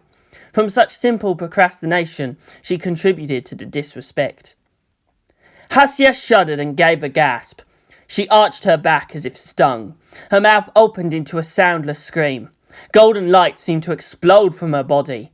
Jamyang had to turn away. So bright! The girl blinked, spots dancing in front of her eyes. Slowly her vision returned to show Hasya Winter-Song sitting up in the bed. There was a small, beatific smile on her aunt's face. Jamyang was at a loss. Did Hasya hear anything of what she'd said? The woman merely tugged at her own hair, her expression of fresh surprise. She'd always worn it in a capped bun, and with it flowing down, she looked much younger. She seemed to glow with an inner light, a surety and inner strength that she had never shown any sign of before. She looked out the window at the spreading devastation outside. Oh, she said, and her voice seemed to have a slight echo. So it did work. He still needs me, though. Jamyang felt a brush of insulted anger. Waking up because of his call, not out of her own need? She begged, and that was worth nothing. Hasya turned her head and directed that serene inner light to her niece. There's no need to fear. Everything's going to be better from this. You'll see. You will forgive me if I can't accept that in trust, she replied churlishly. Hasya laughed lightly. I suppose it doesn't make as much sense outside of my own point of view. She tried to get up but nearly collapsed back into her bed. Jamyang hurried to support her. Thank you. I need to be somewhere else. If you would help me there, I'll try to explain as we walk. Jamyang stared at her oddly. At a questioning look back, she said, Sorry, but it's just... You seem much more... lucid? Less bungling? Real? Jamyang responded weakly. I don't understand. What really happened? What did he do to you? It felt like flying. Her thoughts flitted about here and there, but though derided as easily distracted, for once her thoughts didn't have to sluggishly push through a thick mist. Hasya searched for a way of putting it, without unfortunate sexual connotations. She blinked, and realised that she was already walking down the corridor, so consumed by the fresh clarity of her mind that she'd simply not noticed getting there. Have you ever had such pain that you would rather bury it deep inside and pretend it never happened? That it's better to live a lie than to accept the truth of what you were? Jamyang looked uncertain. Well, I really can't say. But you believe that the truth will set you free. Yes. So be it then. I was a whore. Your mother, my sister, was a whore. Our parents sold us to slake the lusts of those straddling the border. One day someone beat your mother to death. 2 days later I fled into the snow carrying you in my arms. I planned to die out there. But someone found me and brought me here. I was about your age. Does that satisfy you? Jam Yang winced. She wasn't sure she preferred this frank, unrelenting personality to the stuttering, self-humbling character the woman used to have. Somewhat. At least, it's your life, not mine. I should be honored that you decide to share it with me. The older woman sniffed. What is a life lived in crippling fear? In the end, she decided to evade the question. You fear him, don't you? Why? Why not? Jam Yang responded hotly. Leaving aside what he did to you, he stinks of power and ambition. So would plenty of your classmates, I would think. Well, but he succeeded. That's the sort of drive that should be admired from a distance. When I'm near him, I feel like he could devour me whole and still be unsatisfied. He's too dangerous, the utter opposite of what virtue this valley holds most true. That only made Hasya laugh, and her mirth flowed freely. She had to withdraw from leaning on the teenage girl's shoulder to rest against the wall. She clutched at her stomach. Of course, I should have known. This is going to annoy him. Oh, this is just grand. Not unusual, but annoying. It's not funny, Jam Yang said shrilly. It's real. Are you saying I don't have reason to fear? Oh, no. You are correct. He is dangerous. Oh, my foolish young king. Hasya grinned. You're right to be afraid. You fear him so completely. It's become atavistic. Jam Yang frowned. So? You don't want to have to fear him. It's an ugly sensation. You can't trust what he says either, even if he says he would never harm you. Hasya stood up and flicked off imaginary lint from her shoulders. There are even less logical reasons for attraction. Of course, your conscious mind has to reject this illogical emotional impulse. You're a crazy old woman, and I don't know why I ever wanted your presence in my life. Hasya continued laughing and gestured that they should keep going. The girl grudgingly offered her shoulder back to the task. Shinji Kari bounced once, twice, and slowly rolled to a stop with his fingers leaving long grooves in the ground. He gasped for breath as he stared up at the sky. So far, so blue, so peaceful. A dark speck in the distance nudged his brain out of its general protection fault, with just enough time that he could frantically roll aside as that speck resolved itself into a boulder. He barely avoided being smashed flat. The impact splintered the ground all around. Shinji closed his eye from cobblestone fragments, and thus was ill-prepared to accept a wind bullet. Brown, blue, wall right. Ram! It knocked all the wind out of him, and it felt like his eyeballs nearly popped out of their sockets. He'd focused on a point several meters away, and yanked himself to it. He slid to an uncontrolled stop, feeling the radiant heat from the flames scorching black the wall where he used to be. He looked up, leery, at an indistinct figure behind an obscuring curtain of hot dust. Running, dodging, hiding, blocking, useless! The Sunshine Kid yelled out. If no fight, then die! Cannot win if you keep holding back! Shinji grit his teeth and threw himself aside. He knew enough not to be distracted by a scolding. The middle of a battle was no place to hold a conversation. Sure enough, another gout of flame licked at his location, followed by a stone lion the old man had ripped free from its pedestal. He is correct, my lord. Let it loose, he heard within. We cannot win this as we are. Afraid Chaos Spawn? The Farseer put in. A berserker would be the worst possible thing at this point. Devoid of forethought, devoid of strategy. We would be leading ourselves to the butcher, and he knows this. The old man would have been expecting him to dodge again. Therefore he stood firm and held out both hands as if to catch it. Then again, a part of his mind noted, it could be that the old man knew that he knew he would expect him to stand still. He gave up in disgust and focused his attention on the descending piece of deadly masonry. The stone line's approach velocity slowed only by a fraction. Shinji winced. Even so many months away, he was still slipping into habits born of having a machine god as the force behind his hand. He dug his feet in to brace himself and stood oblique to the brick-fit sculpture. The Ava pilot opened his right palm wide and slapped at the lion, coughing out an "Atta!" as he did so. With his mouth wide open, he couldn't bite his tongue off from the pain. The shock travelled through his arm, down his spine, past his knees and into the ground. His feet sank deeper into the ground. Shinji gurgled out his agony. His bones should have been splinters, his flesh so much pulp. Impossibly so, however. With slow grace, he spun in place and threw the monstrous weight right back. The chief abbot stepped back unconcerned and spat into his open right palm. The bit of spit condensed and froze water vapour around it, until there was a block of ice filling the old man's hand. He flicked his hand and the ice crystals reshaped into a wrist blade, redefining what a cold, sharp edge means. A flame lingered at the tip of his left index finger.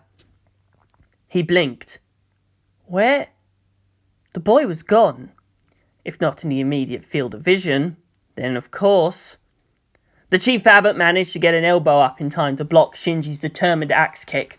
The air seemed to blow open at that hit. The old man's stance also cracked and sunk, spreading spiderweb cracks along the plaza. Ride the lion, he did, the abbot thought. Borrow its energy. Inventive, when both control and power deficient in his own natural might. He swept his arm aside and stabbed up with his right. Still weak, it only proves him. Cheating is it is, if to rely on others he continually must. Instead of unbalancing him, Shinji used that shift in his centre of gravity to quickly bring his other foot into a cross counter. He had the advantage of reach. His toes caught the old man under the chin. The blade merely nicked his shin, as a transfer of force sent the old man flying. He slammed down hard into broken stone. He began to roll from side to side, in pain greater than what he felt from shards digging into his skin. He let out open yelps similar to "Ow, fuck, ah!" There was something compelling about watching a fight to the death. The other masters and ranked acolytes tried to keep the damage contained, while spectators peered on from behind corners and rooftops. Into this throng, Hasya and Jamyang entered without much notice. Excuse me, pardon me, may I pass? Excuse me, sir? Hello? One particularly large villager refused to budge. Hasya sighed. She pulled at his ear and shouted, "Move!" Ah! What the? Hey, aren't you? Now, let's not have a commotion. I don't want to have to throw you out in the open where you might get hit by a stray boulder or something. Jamyang made a mental note on how words so sweetly said could actually be even more threatening. The big guy nodded and stepped aside. He even went so far as to helpfully prod the guys ahead into giving way. Thus did the two manage to reach the second street away from the plaza. The buildings nearest to the open space showed thick walls already pitted with abuse. Oh, there he is. I'm surprised he managed to get this far on his own, the older woman said with gentle mirth. He's doing quite well, don't you think, all considering? Jamyang squinted at the sight. She'd only very limited contact with the council masters, and viewed the chief abbot only as a figure of stately gravitas. She'd never expected to see him flowing with martial aggression, jumping around like a rabbit on crack. By comparison, Shinji's gangly form had a distinctly wooden aspect, moving only just enough to evade a hit, conservative in his counters, minimising his expenditure of energy. She frowned. All considering, yes. Consider that no amount of clever tricks can match the war power and skill displayed by our chief abbot. He is doing well enough to delay his own doom. Why does he not simply give up? Is his pride worth his life? Hasya smiled again. Past some level of magnitude, tricks become tactics. She pointed to the column of living flame lashing whip-like at the boy. No time to avoid. He grit his teeth and pressed his palm together. The burning glory washed over him and passed, doing no more harm than a light drizzle on a summer's day. An appreciative "ooh" went from the populace, despite their natural bias. Some fights cannot be avoided. Men are silly that way. Better be a smart man then, Jamyang said back bitingly. An alive one. They stood there and watched for a while longer. On some level, even brutal combat too was art, even as they destroy and fall headlong into a tragic conclusion. In the passing moments, their efforts combined into a beautiful thread of controlled chaos. What's he doing now? Jiang Yang asked, as she watched Shinji beat at his own arms. The outsider still struck her as somewhat ridiculous. Seeing his prowess on display cancelled out the fear, leaving her undecided if she wanted him to fall or prevail. Interesting. I've heard of this in old chronicles, answered Hasya. He has drawn upon more power than his body is capable of handling. He is trying to keep his own blood plasma from crystallizing. Like our meditation crystals? The human body is rich with compounds. I suppose the elements necessary are already present here. She tapped at her own wrist. He has nowhere else to store all that energy he's pulling free. That the boy managed to even touch the old man was impressive enough. How useful it was to be transparent to precognition. That's insane! She looked at both able fighters on the field, both needing each other, but also both too stubborn to give up an inch of principles. Along the way, Hasya had told her about Shinji's overall plan and how the monks wanted to craft their own place in that. This is such a waste, she grumbled. They can't win this. Neither of the combatants spared any attention for anyone in the peanut gallery. The dust settled to show the chief abbot standing a short distance away, while Shinji collapsed backwards to stare up at the sky. Both their breaths left white puffs in the chill mountain air. The old man worked at his jaw. Good shot. Sort of pointless, though. He could breathe easier, but his sentences remained terse, and now in his old northern dialect. Were it not for the ability to listen in tongues, his accent would be totally incomprehensible. If yourself, you harm worse than me in every attack. No way to victory you have. Shinji just sighed. He took the grace of a temporary lull in combat, feeling his body burn from the inside out. I guess I never really understood how absurdly efficient the Ava is with an AT field. Energy conversion was instinctive. What's this conservation of momentum you speak of? He could dump it into alternative space if he had to. The innate problem was, of course, that a human body was simply not designed to jerk around with the laws of physics like that. What you're doing doesn't involve a hint of energy conversion, Shinji added numbly. Bending physical laws instead of breaking them, the perfection of the outward path, in manipulating the states of matter. God damn it, he shouted inside. It's too damn effective. The old man could do it all day, all week if he had to. Since it was external manipulation of molecular bonds and motion, there was no physical drain. Shinji couldn't even hope to imitate it. Only decades of practice, utter unity in mind and body could make it so. Control a form of power. Power own measure of control. Giving you 5 minutes to figure it out. The chief abbot sat cross-legged. Then, ready or not, I kill. Thank you. That wasn't sarcasm. Logically, Shinji knew why it was necessary. First, a good show could blow away doubts that lingered in Javaal. Second, that the enemy would only attack him using big, conspicuous angel forms was ridiculous. He was useless without an Ava.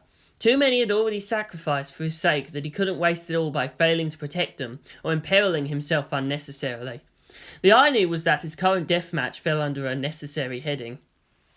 Third, he had to convince his own body that it didn't mass several thousand tons and that it had to stop forcing power through as if that was so. To fight the old man with the outward path of telekinetics and other sundry tricks was pointless. He was still a novice there, and his body wasn't equal to that of a god machine.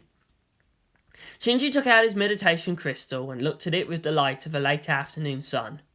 It gave off only a feeble glow. There was time for little sane uncertainty. He wasn't holding back, save perhaps that he didn't really want to murder anyone again anytime soon. Was it indeed all just his arrogance, biting off more than he could chew? His 14 years and fantasy-fueled ruminations couldn't possibly be a match for more than a century of purposeful life and 900 years of learning. The 4 figures in his mind, being facets of his personality, couldn't assuage his doubt. There was, however, a 5th voice. I braved the distance, Satava, not because I was ordered to. It was Kuro to send me out, and no slave to any man I had sworn to be. even as diminished I was. I travelled with the knowing, you at the end of that road is he who takes my fears away. The troubles of the outside world are perpetual. Thus it was written. No man, no matter how powerful, can hope to change this. But how about a woman? The sky began to darken. Storm clouds gathered. Shinji Ikari held out the crystal. Its pure white light flared, and through the air floated a tone, a perfect C on the most perfect harp string. The crystal's light turned inward, turned blue, then purple, then a writhing series of violent shades. How about a god? The winds howled and a faltering rain began to fall. Shinji shivered. My body isn't designed for this climate, he thought. He grabbed a bolt of cloth blown free from an awning and wrapped it around himself, a hood covering his head from the icy touch of rain. The crystal in his right hand was starting to vibrate and twitch like a trapped and wounded animal. My pain, Satava, my fear, my sadness, my suffering. Speak and it will be gone. Will it? And it shall be done. He smiled, slightly. What's he doing? Jamyang asked. Doesn't he understand that this can only benefit the honoured master's control over water and ice? Hasya clucked chidingly. There are no elements such as earth, fire, water and air. You see the old man attack with these and think these are the ultimate expressions of the outward path. That's why he's the first since the Renaissance to assert such control over this world. She opened her palm out and a spiny sphere of ice formed above it. Enlightenment does not give as its final gift such paltry tricks. What is it then? Jamyang asked further, slowly becoming convinced that her aunt really had passed the master trials. The Hasya that others knew was a crippled imitation of her true self. There was a reason for that injustice, but the girl couldn't believe it was worth it. The elements are shape, motion, form, and space. The ice in her palm slid into different geometric shapes and exploded into fine mist. After the balance of these fundamental elements, and water turns to ice, turns to wind, turns to flame, cuts into rock, crumbles into dust. Thus is the perfection of the outward path. Jamyang nodded. But you still believe he can win? Of course. My entire life was aimed towards this single moment. Don't fear, my young king has a plan. Hasya resumed her serene, oddly knowing grin. Why do you call him a young king anyway? Jamyang muttered peevishly. Kings tend towards conquest, which was the very ideal abhorred by all Javaal. Why not? Royalty has to start somewhere after all. Blood doesn't make anyone better, you know this. But someone way back had the will to bless the name of all generations after him. Jamyang remained petulant, crossing her arms and glaring at Shinji standing there. If her aunt had faith, the least she could give was the benefit of the doubt. He was still such a vexing person, though. The chief abbot was puzzled too. What for you do this? He asked. Only helps me, this you know. A sheet of ice began to spread out from under his feet. As it expanded across the plaza, monstrous spikes stabbed out from its mirror-like sheen and receding only to appear unexpectedly somewhere else. Shinji merely pulled his rough cloak closer. Tell me, Krishna-sensei, who said it's the cause, not the death, that makes the martyr? The old man narrowed his gaze. Napoleon, what for you say to me these words of a conqueror, as if wise it is? Because my martyr deserves retribution. Shinji bowed and clapped his palms together. Crack! Boom! The old man just barely saved himself from being skewered on a spear of nature's wrath. He slid backwards on the ice sheet, turning this way and that as if he had ice skates. Crack! Boom! Crack! Boom! Crack! Boom! The chief abbot grinned. Unlike his bending of forces and energy states on a molecular level, or the brute force space-time and raw energy manipulation of the Ava, this was something that didn't impact the laws of physics at all. Therefore, much less efficient or controllable. Sheer force of will commanded the probability of events happening. He diverted the charge to either side, making it seem like the heaven themselves were hammered down upon him. Shinji remained still, light bursting out from between his clasped fingers. Elsewhere, Jam Yang boggled. What did he just... Is he calling lightning? Yes, shine, Satava! Hasya laughed freely. Shine on, you crazy diamond! Crack! Boom! Shinji stopped and collapsed to one knee, breathing heavily. The crystal's brightness dimmed dim. Not yet. He heard a familiar voice, but for the first time hence not from within his own skull. Hasya-san? He turned around and saw her standing there, prodding her niece and making reluctant gestures of encouragement. Her cheer seemed to light up the overcast scene. He found himself starting to grin back, and got a fist to the side of his head. He bounced and rolled, the last few feet breaking through a face slide. Oops, said the woman. She hadn't meant to distract him. Quickly he got back up, happy, though rubbing his face. Absently he bent away from several more strikes, a ball of flame, and rolled on a rock spike, narrowly avoiding being impaled through his gonads. He looked up and grinned. The skies cleared quickly. The golden light of sunset filtered through. "You okay?" he shouted to her. Of course, she huffed. Why are you so surprised? I knew what I was getting into. Did you doubt this would happen? Well, yeah. He scratched behind his head and looked sheepish. The chief abbot, seeing the boy's obvious departure of focus from the battle, made as if to attack. Then he put his arms down and sighed. Seriously, even capable are you of fighting without someone there to believe in you? How much more emotionally needy you plan to be, Shinji got to his knees and kowtowed towards her. Hasya-san, please forgive me. I already did, she replied softly, but it carried through. You freed me, and for that I thank you. He looked up, his eyes all but glowed with delight. No, not that. I know you were taught by and revered him. Please forgive me for what I must do. Oh, that. She sniffed and waved aside. Kick the old monkey's ass! The chief abbot successfully resisted an urge to belt out, Ye young whippersnappers, no respect these days. The ground was still frozen over. He slid on faster than even the eye could follow. He could hear the wind whistling as he passed. Crack, boom! Lightning lanced out of a clear sky. The old man skipped back several steps, wary. Shinji remained in a similar guarded stance. Both minds worked quickly, figuring out measures and countermeasures. The same thought passed through their minds.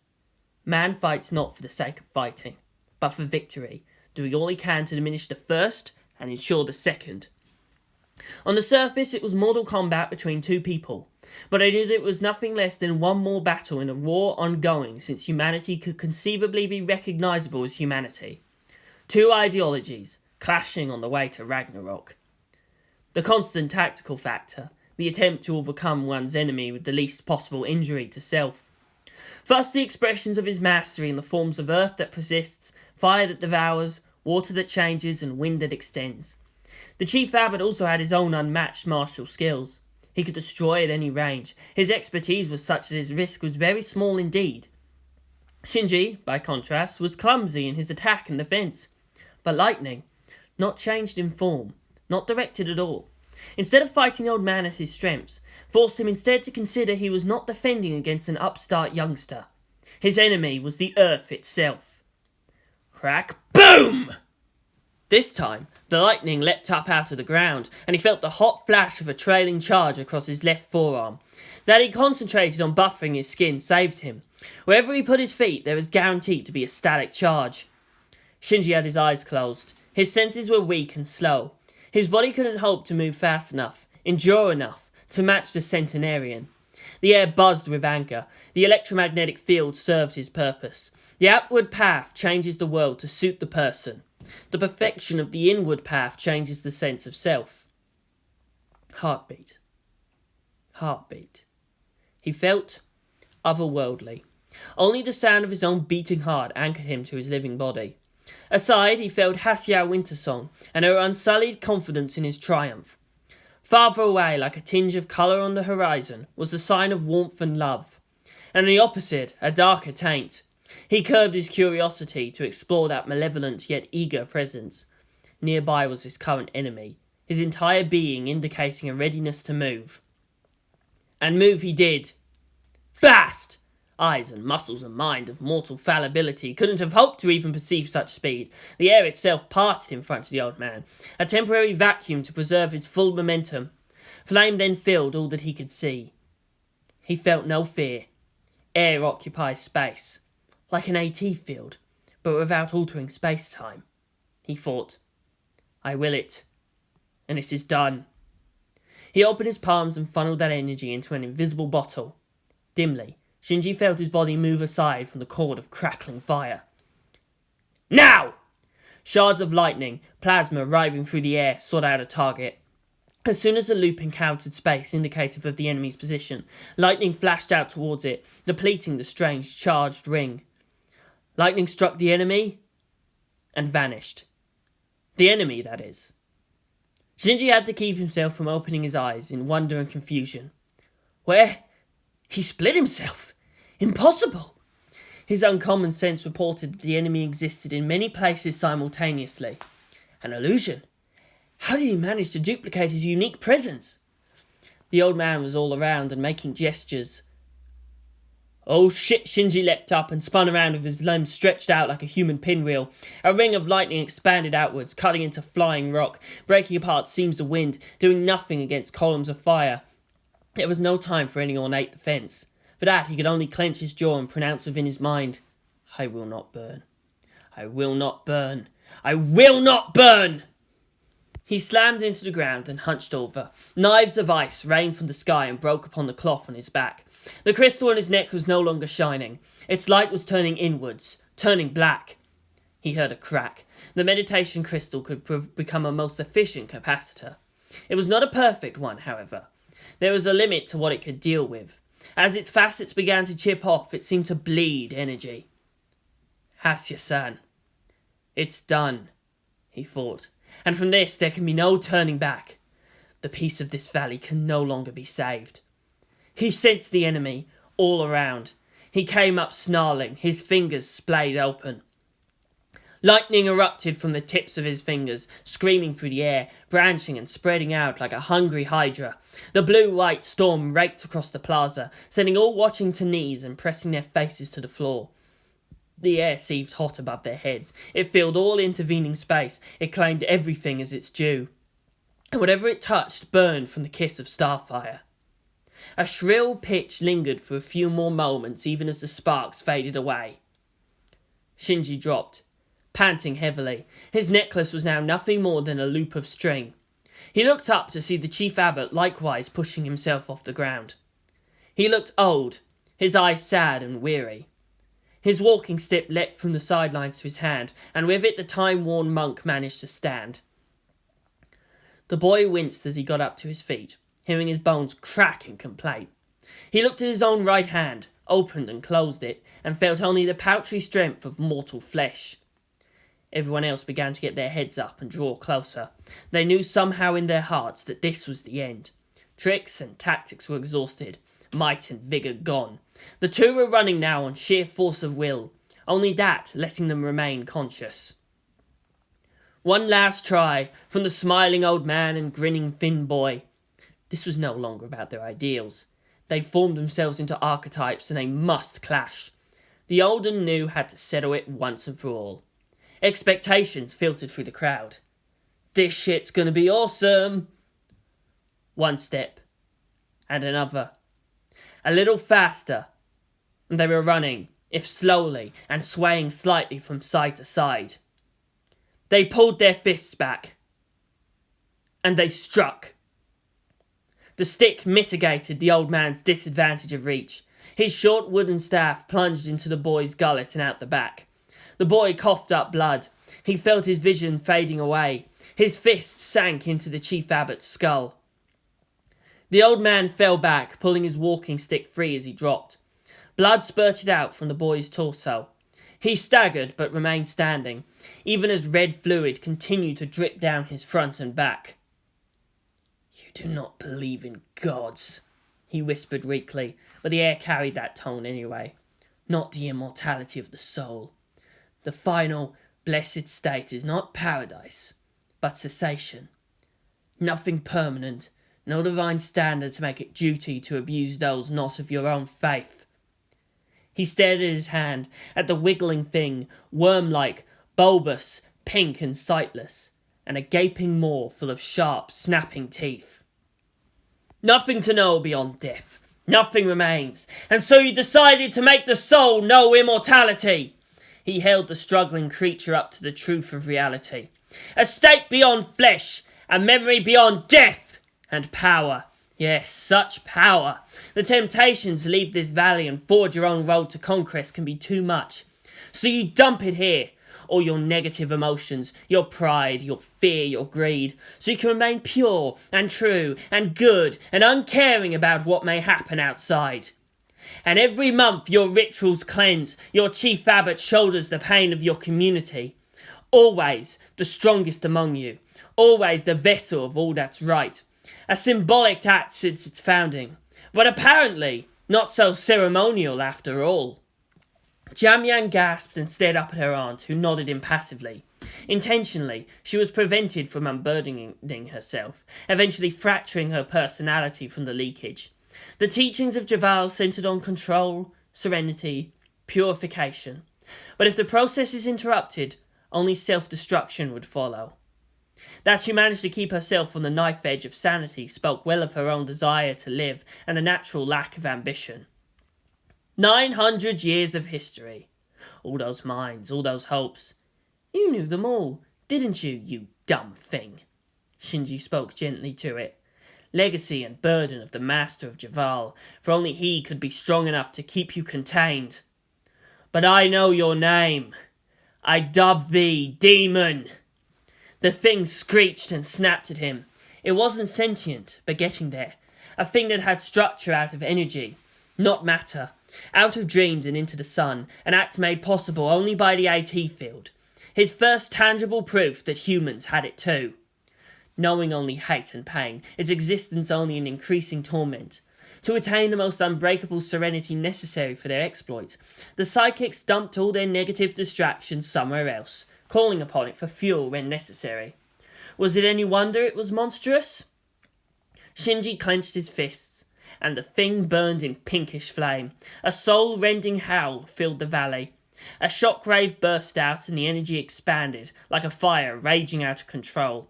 Mountains to either side of the valley cracked and split as the wild power flowed out of its containment. They could drown in it, the people realised, that flood of despair. It rushed at them like a wave, and some turned to flee, most just struck senseless with horror. It was a deeply personal deluge. They could discern their own faces in that writhing, sparking, viscous mass, their own guilt, and their own malice returning tenfold.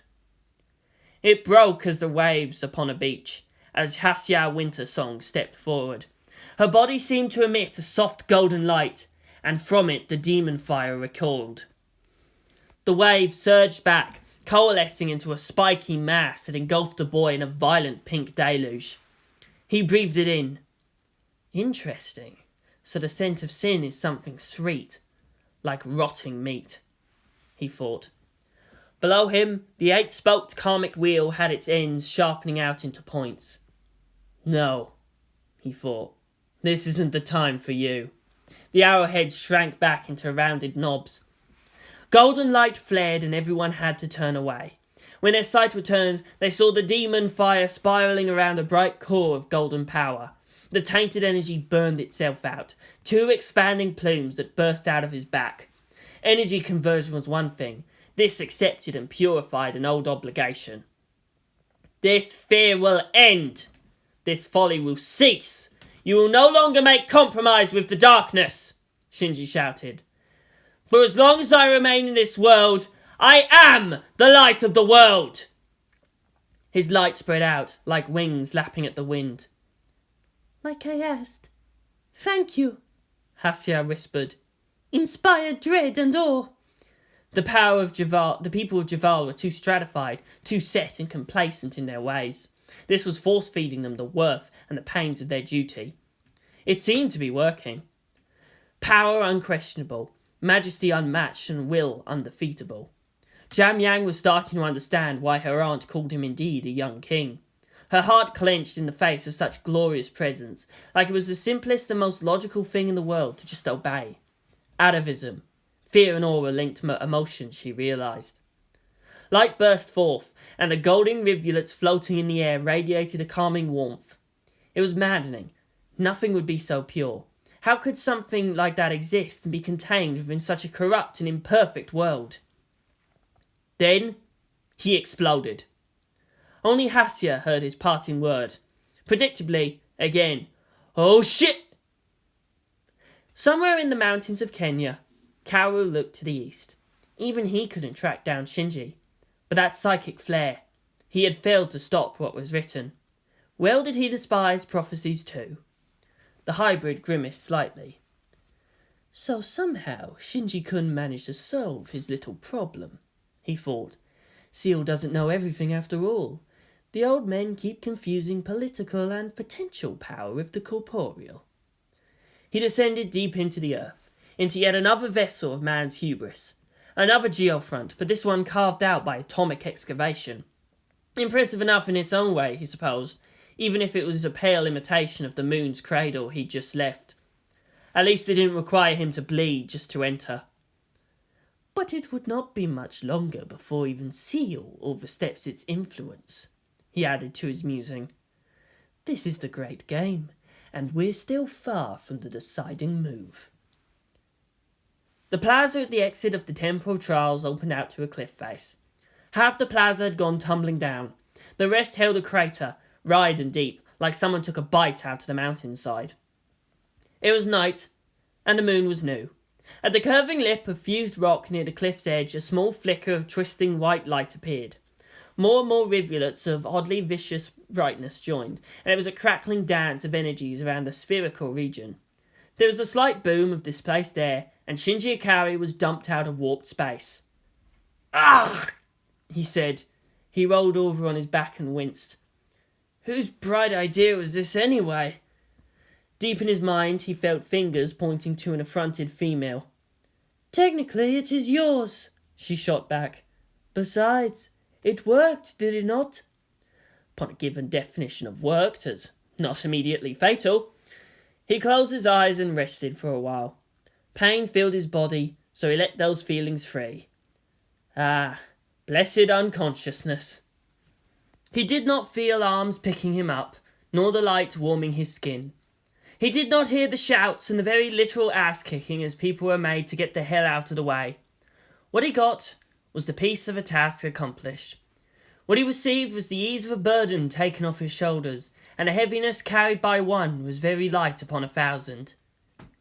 If he were awake, he would have either rejoiced in no longer being necessary, or been filled with utter terror at how things were hurtling on beyond even his control. Javaal was the centre of modified Mahayana Buddhism, and thus had a central temple dedicated to the Buddha. It had a giant bronze statue of the Buddha, but unlike most stylistic depictions, showed a younger Buddha, one still fit, and with an expression more alert than serene, as if he was ready at any moment to stand up and resume the journeys. Kurt Krishna, the Sunshine Kid, sat meditating in front of it. His chosen name reminded him of the inherent ridiculousness of life, and as a guard against ego. Even Buddha had a quiet sense of humour. Many miraculous powers were attributed to the Buddha, but he considered these of no importance. Once, when one of his disciples performed a miracle in public, the Buddha approached him and laid down a rule that his disciple should not perform miracles in front of the laity. In his view, the greatest miracle was to explain the truth and make man realise it. Shinji Ikari stirred in his sleep, in a cot near the foot of the massive statue. The portrait of the Buddha was of wisdom and compassion. How strange to see the two together. They were almost complete opposites. The ancient master, advocating peace and moderation. The new lord calling to war and action. The philosophy seeking to free man from the fetters of suffering by a rational system of thought and a way of life. The will to overcome, demanding sacrifice and a dedication to duty, in the name of fighting back the very extinction of the human race. Forgiveness upon the misguided, vengeance upon the enemy. In death, release. In life, victory. And yet, the truth they both made apparent. Where's the wisdom of Javaal if it does not save? Where's the compassion of Javaal if it does not serve? Huddling in fear in their valley, they acknowledged only enough of the world to remind themselves why they were content to let it pass them by. The boy sat up, wincing. He squinted. Even the candlelit brightness was too much for his eyes. The chief abbot nodded his head. Mercy can also be found in a doctor's will, to cut off a limb before the gangrene claims the body. Awake, are you? He asked. From the voyage you return. How feel you? Ugh, it's nothing like psychic poisoning to make you appreciate hangovers, Shinji muttered. Sorry, Sensei. How about you? The chief abbot looked up at the Buddha and shrugged as if to say, Hey, after all that happened, I deserve at least this much, right? He put a fat cigar to his mouth, but at least did not light it. Complaints I have not. Too old for this shit I am. He chuckled a bit. Very grateful I am. Ability to do it we did, but a reason we did not destroy the thing so long ago. Not so simple it is, Worth the drama, was it? Shinji growled. In retrospect, there was really no particular reason to destroy the demon right there. Damn it, you people were your own avatars. What a mess.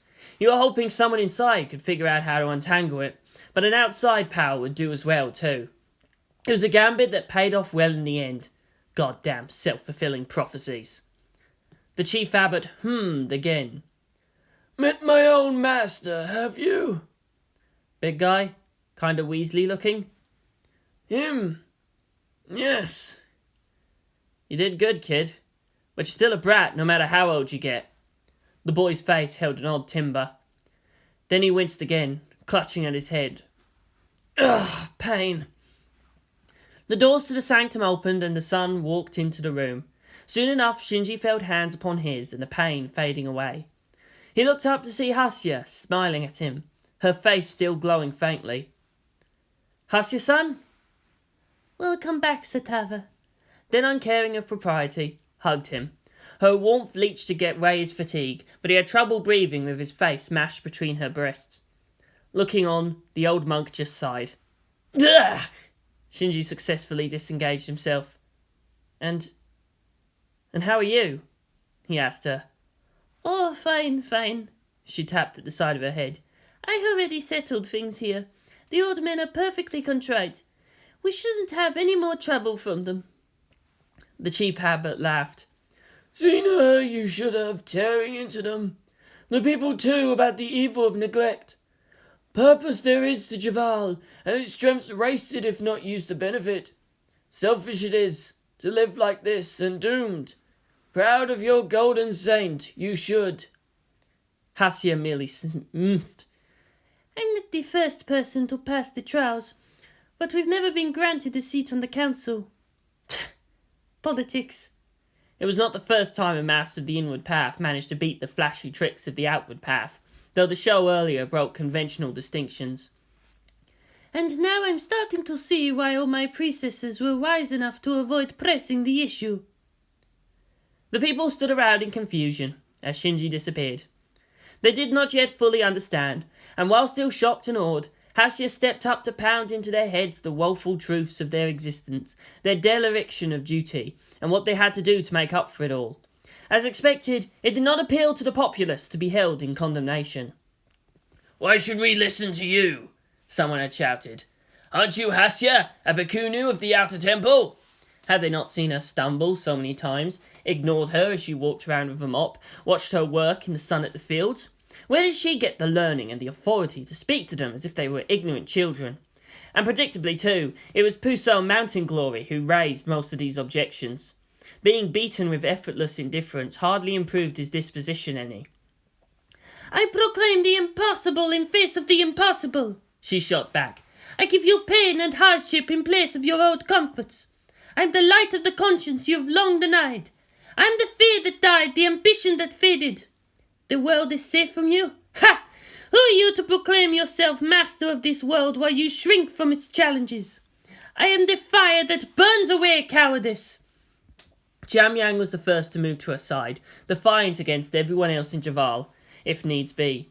The world calls, and she would answer.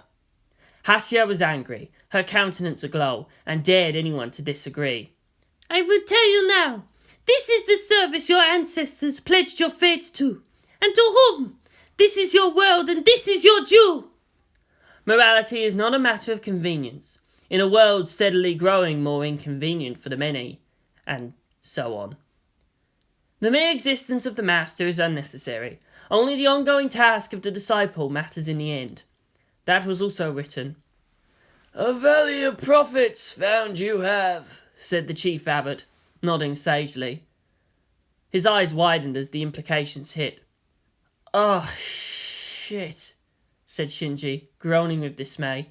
He palmed his face. "I got suckered well and good, didn't I?" "Now able to go out to this valley we are, and not have to fear persecution. And protect us you shall, or start performing miracles in your name we will." Words equivalent or adding up to "fuck you," Shinji replied flatly. The two with him laughed, and their mirth were two silvery tones layering upon each other. "Anyone on this earth is there that can be threatened with worship?" the old man asked. "Not many, I think, and not one who deserves it more." "Not a god," Shinji said warningly. "Nor a bodhisattva. Nor avatar of any god. I kind of proved that already." "Conqueror you are, no doubt there is. Javaal, it surrenders to you, and name you—" he groaned. "If you call me anything somehow synonymous to Khan, I'll throw an apple at you." He'd so little of a private life as it was, he did not need to become any more of a celebrated figure. "What? The word that begins with M?" "Ah!" Shinji closed his eyes, frowned, and held up a hand. It was a pose similar to the Buddha above, but disapproving most emphatically. He tried to ignore the laughter that followed. "Get you elected Pope, I think I may," the chief abbot continued, teasingly. "Buddhist, remember?" the boy pointed up. Not to mention separation of church and state. Too bad his eyes were still closed, for the secretive smile that crossed Hasya's lips would have chilled him to the bone. After a while he blinked and relaxed. "What are you going to do now?" he asked. "Prove my powers not diminished, I must. No longer having to hold back negative tribute. Immediate abilities of mine increased, I think. Cannot pull on that source of power, but temptation to even try, gone too." The chief abbot took a deep breath and felt the pure core of his essence. "Feel like a young man of 80, I do. Need that, I think I will. Much work to be done." The peace of this valley is destroyed permanently, Satava. The people will no longer dump their negative emotions into a separate place inside their souls. They will not deny the entirety of what they are, or the good and bad. It's going to be difficult. Hasya smiled in anticipation. It will be a good learning experience for all of us, I think. "I'm happy for you. Do you need anything more?" No, I have my purpose, and no more chains bind me. I choose who I want to follow, but I think I will serve your purpose better to remain here." "Javaal, no longer will hide. Face the light, they must," the old monk grinned. "Or kick their asses, I will." Shinji nodded. He turned aside and looked up at the statue. The serene face was the same as always. He was no preacher, nor a king. He felt himself at peace, for he was ready to return to his life as a murderer. "Figured out your problem now, have you?" "Yes. Principio Eternus. Its machine spirit and mine merged a little for some reason. It's difficult to synchronize because there's nothing there to synchronize to. It did mean I could use Unit 1's brain as a buffer, and since it's really huge brain, it amplified whatever little latent psychic potential I had. Instead of manipulating forces with my mind, as you do, the Evangelion was doing it for me." "As all humans have some psychic ability, no matter how little or invisible," Hasya added. "It's strange. I thought psychic ability and the AT field were mutually exclusive. What I've been doing with probability alterations is like setting up my own region of absolute territory, but without an AT field. How's that possible?" "Merge human and angel and find you what for so long has been missing." Shinji pointed to Hasya. "And why the hell does she have a connection to me? Not that it hasn't been very helpful, but how is it she can siphon and transform that energy? The old man chuckled and poked at the boy's chest with a stick. Already first lock is open to Utnapishtim's garden. Kim someday you will make whole again. Remember why colour of real power is green. Forget not who the hell you think you are. If you're not going to speak plainly, I'm just going to ignore you, you know. I've learned all I can here. He opened his palm towards the incense brazier and willed the fire there to intensify. After all the reality busting he was forced to push, it should be hella easy. Nothing. He put his hand down and grinned. It's gone. Now I can go home. I can go home! This seemed to sadden Hasya, for even as she could hold the golden power, the one who gave it to her could not. It seemed unjust, to her, but it was what he wanted. The boy had his own priorities and his own unfolding ways. His delight was unmistakable. He neither needed nor wanted the ability to fling antimatter around willy-nilly, that Midas trap. He wanted to create a better future, not destroy the present. He just felt so incomplete without his Evangelion, like he needed to feel its approval. Know that we are ready to serve, if you ever need us. Oh, the time will come, soon enough. I'll call for you when that happens, don't worry. The strength of humanity is in the community. Shinji bowed slightly. In advance, let me thank you. It will be hard and a bloody road that we have to travel together. Hasya bowed, only a little lower, for what he wanted most was a friend, not a slave. Shinji, who had been influenced by women nearly all his life, had no idea what he had unleashed.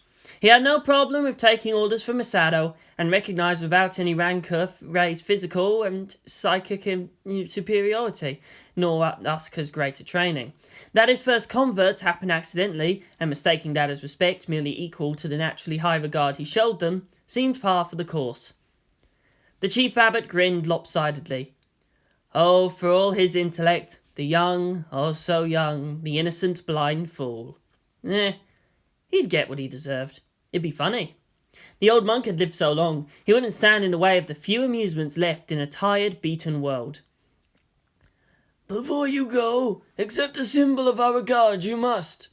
He took the lacquered box from behind him and presented it to the boy who had proved worthy of it. Ancient, this we know, but not how old. Legend has it that carried by Alexander from deep Babylon this is. Relic most precious to the masters who made Javaal. Protecting it with their lives, they brought it up here to the roof of the world. Shinji seemed reluctant, but Hasya motioned it would be severest insult to refuse the honour. He took the box and bowed in gratitude, pressing his forehead to the lid. What is it? And what should I do with it? Ask me not. What should I know? Never have I seen it. Unopened since the founding of Javaal, that box. If shake a little, it rattles. I know something's still inside, at least. Hasya seemed shocked at that blatant irreverence by the valley's most respectable denizen, even if she was already used to his foibles. Shinji chuckled. That was the sort of attitude he preferred. If emotions as anger, greed, despair and lust could be channeled, then what about love, humour, peace and joy? It would seem to be the best defence, to live a good and happy life. He opened the box. His good feelings evaporated. He cursed liberally. What's wrong, Satava? Shinji showed her the item inside. It was a stylized eye of beaten gold, rubies, threads of silver and stark ebony. A tear seemed to drip from a vertical column crossed off by two short bars. Ah, crap, he groaned piteously. I'm going to have to go to Egypt, won't I? The elder Farseer shouted out her demand. You must! For inside that box was a perfectly preserved and genuinely archaic artifact, also instantly recognisable as the symbol of her kind, the need-to-know cut like razors inside. And Chaos laughed so on and on, loud and uncontrollable.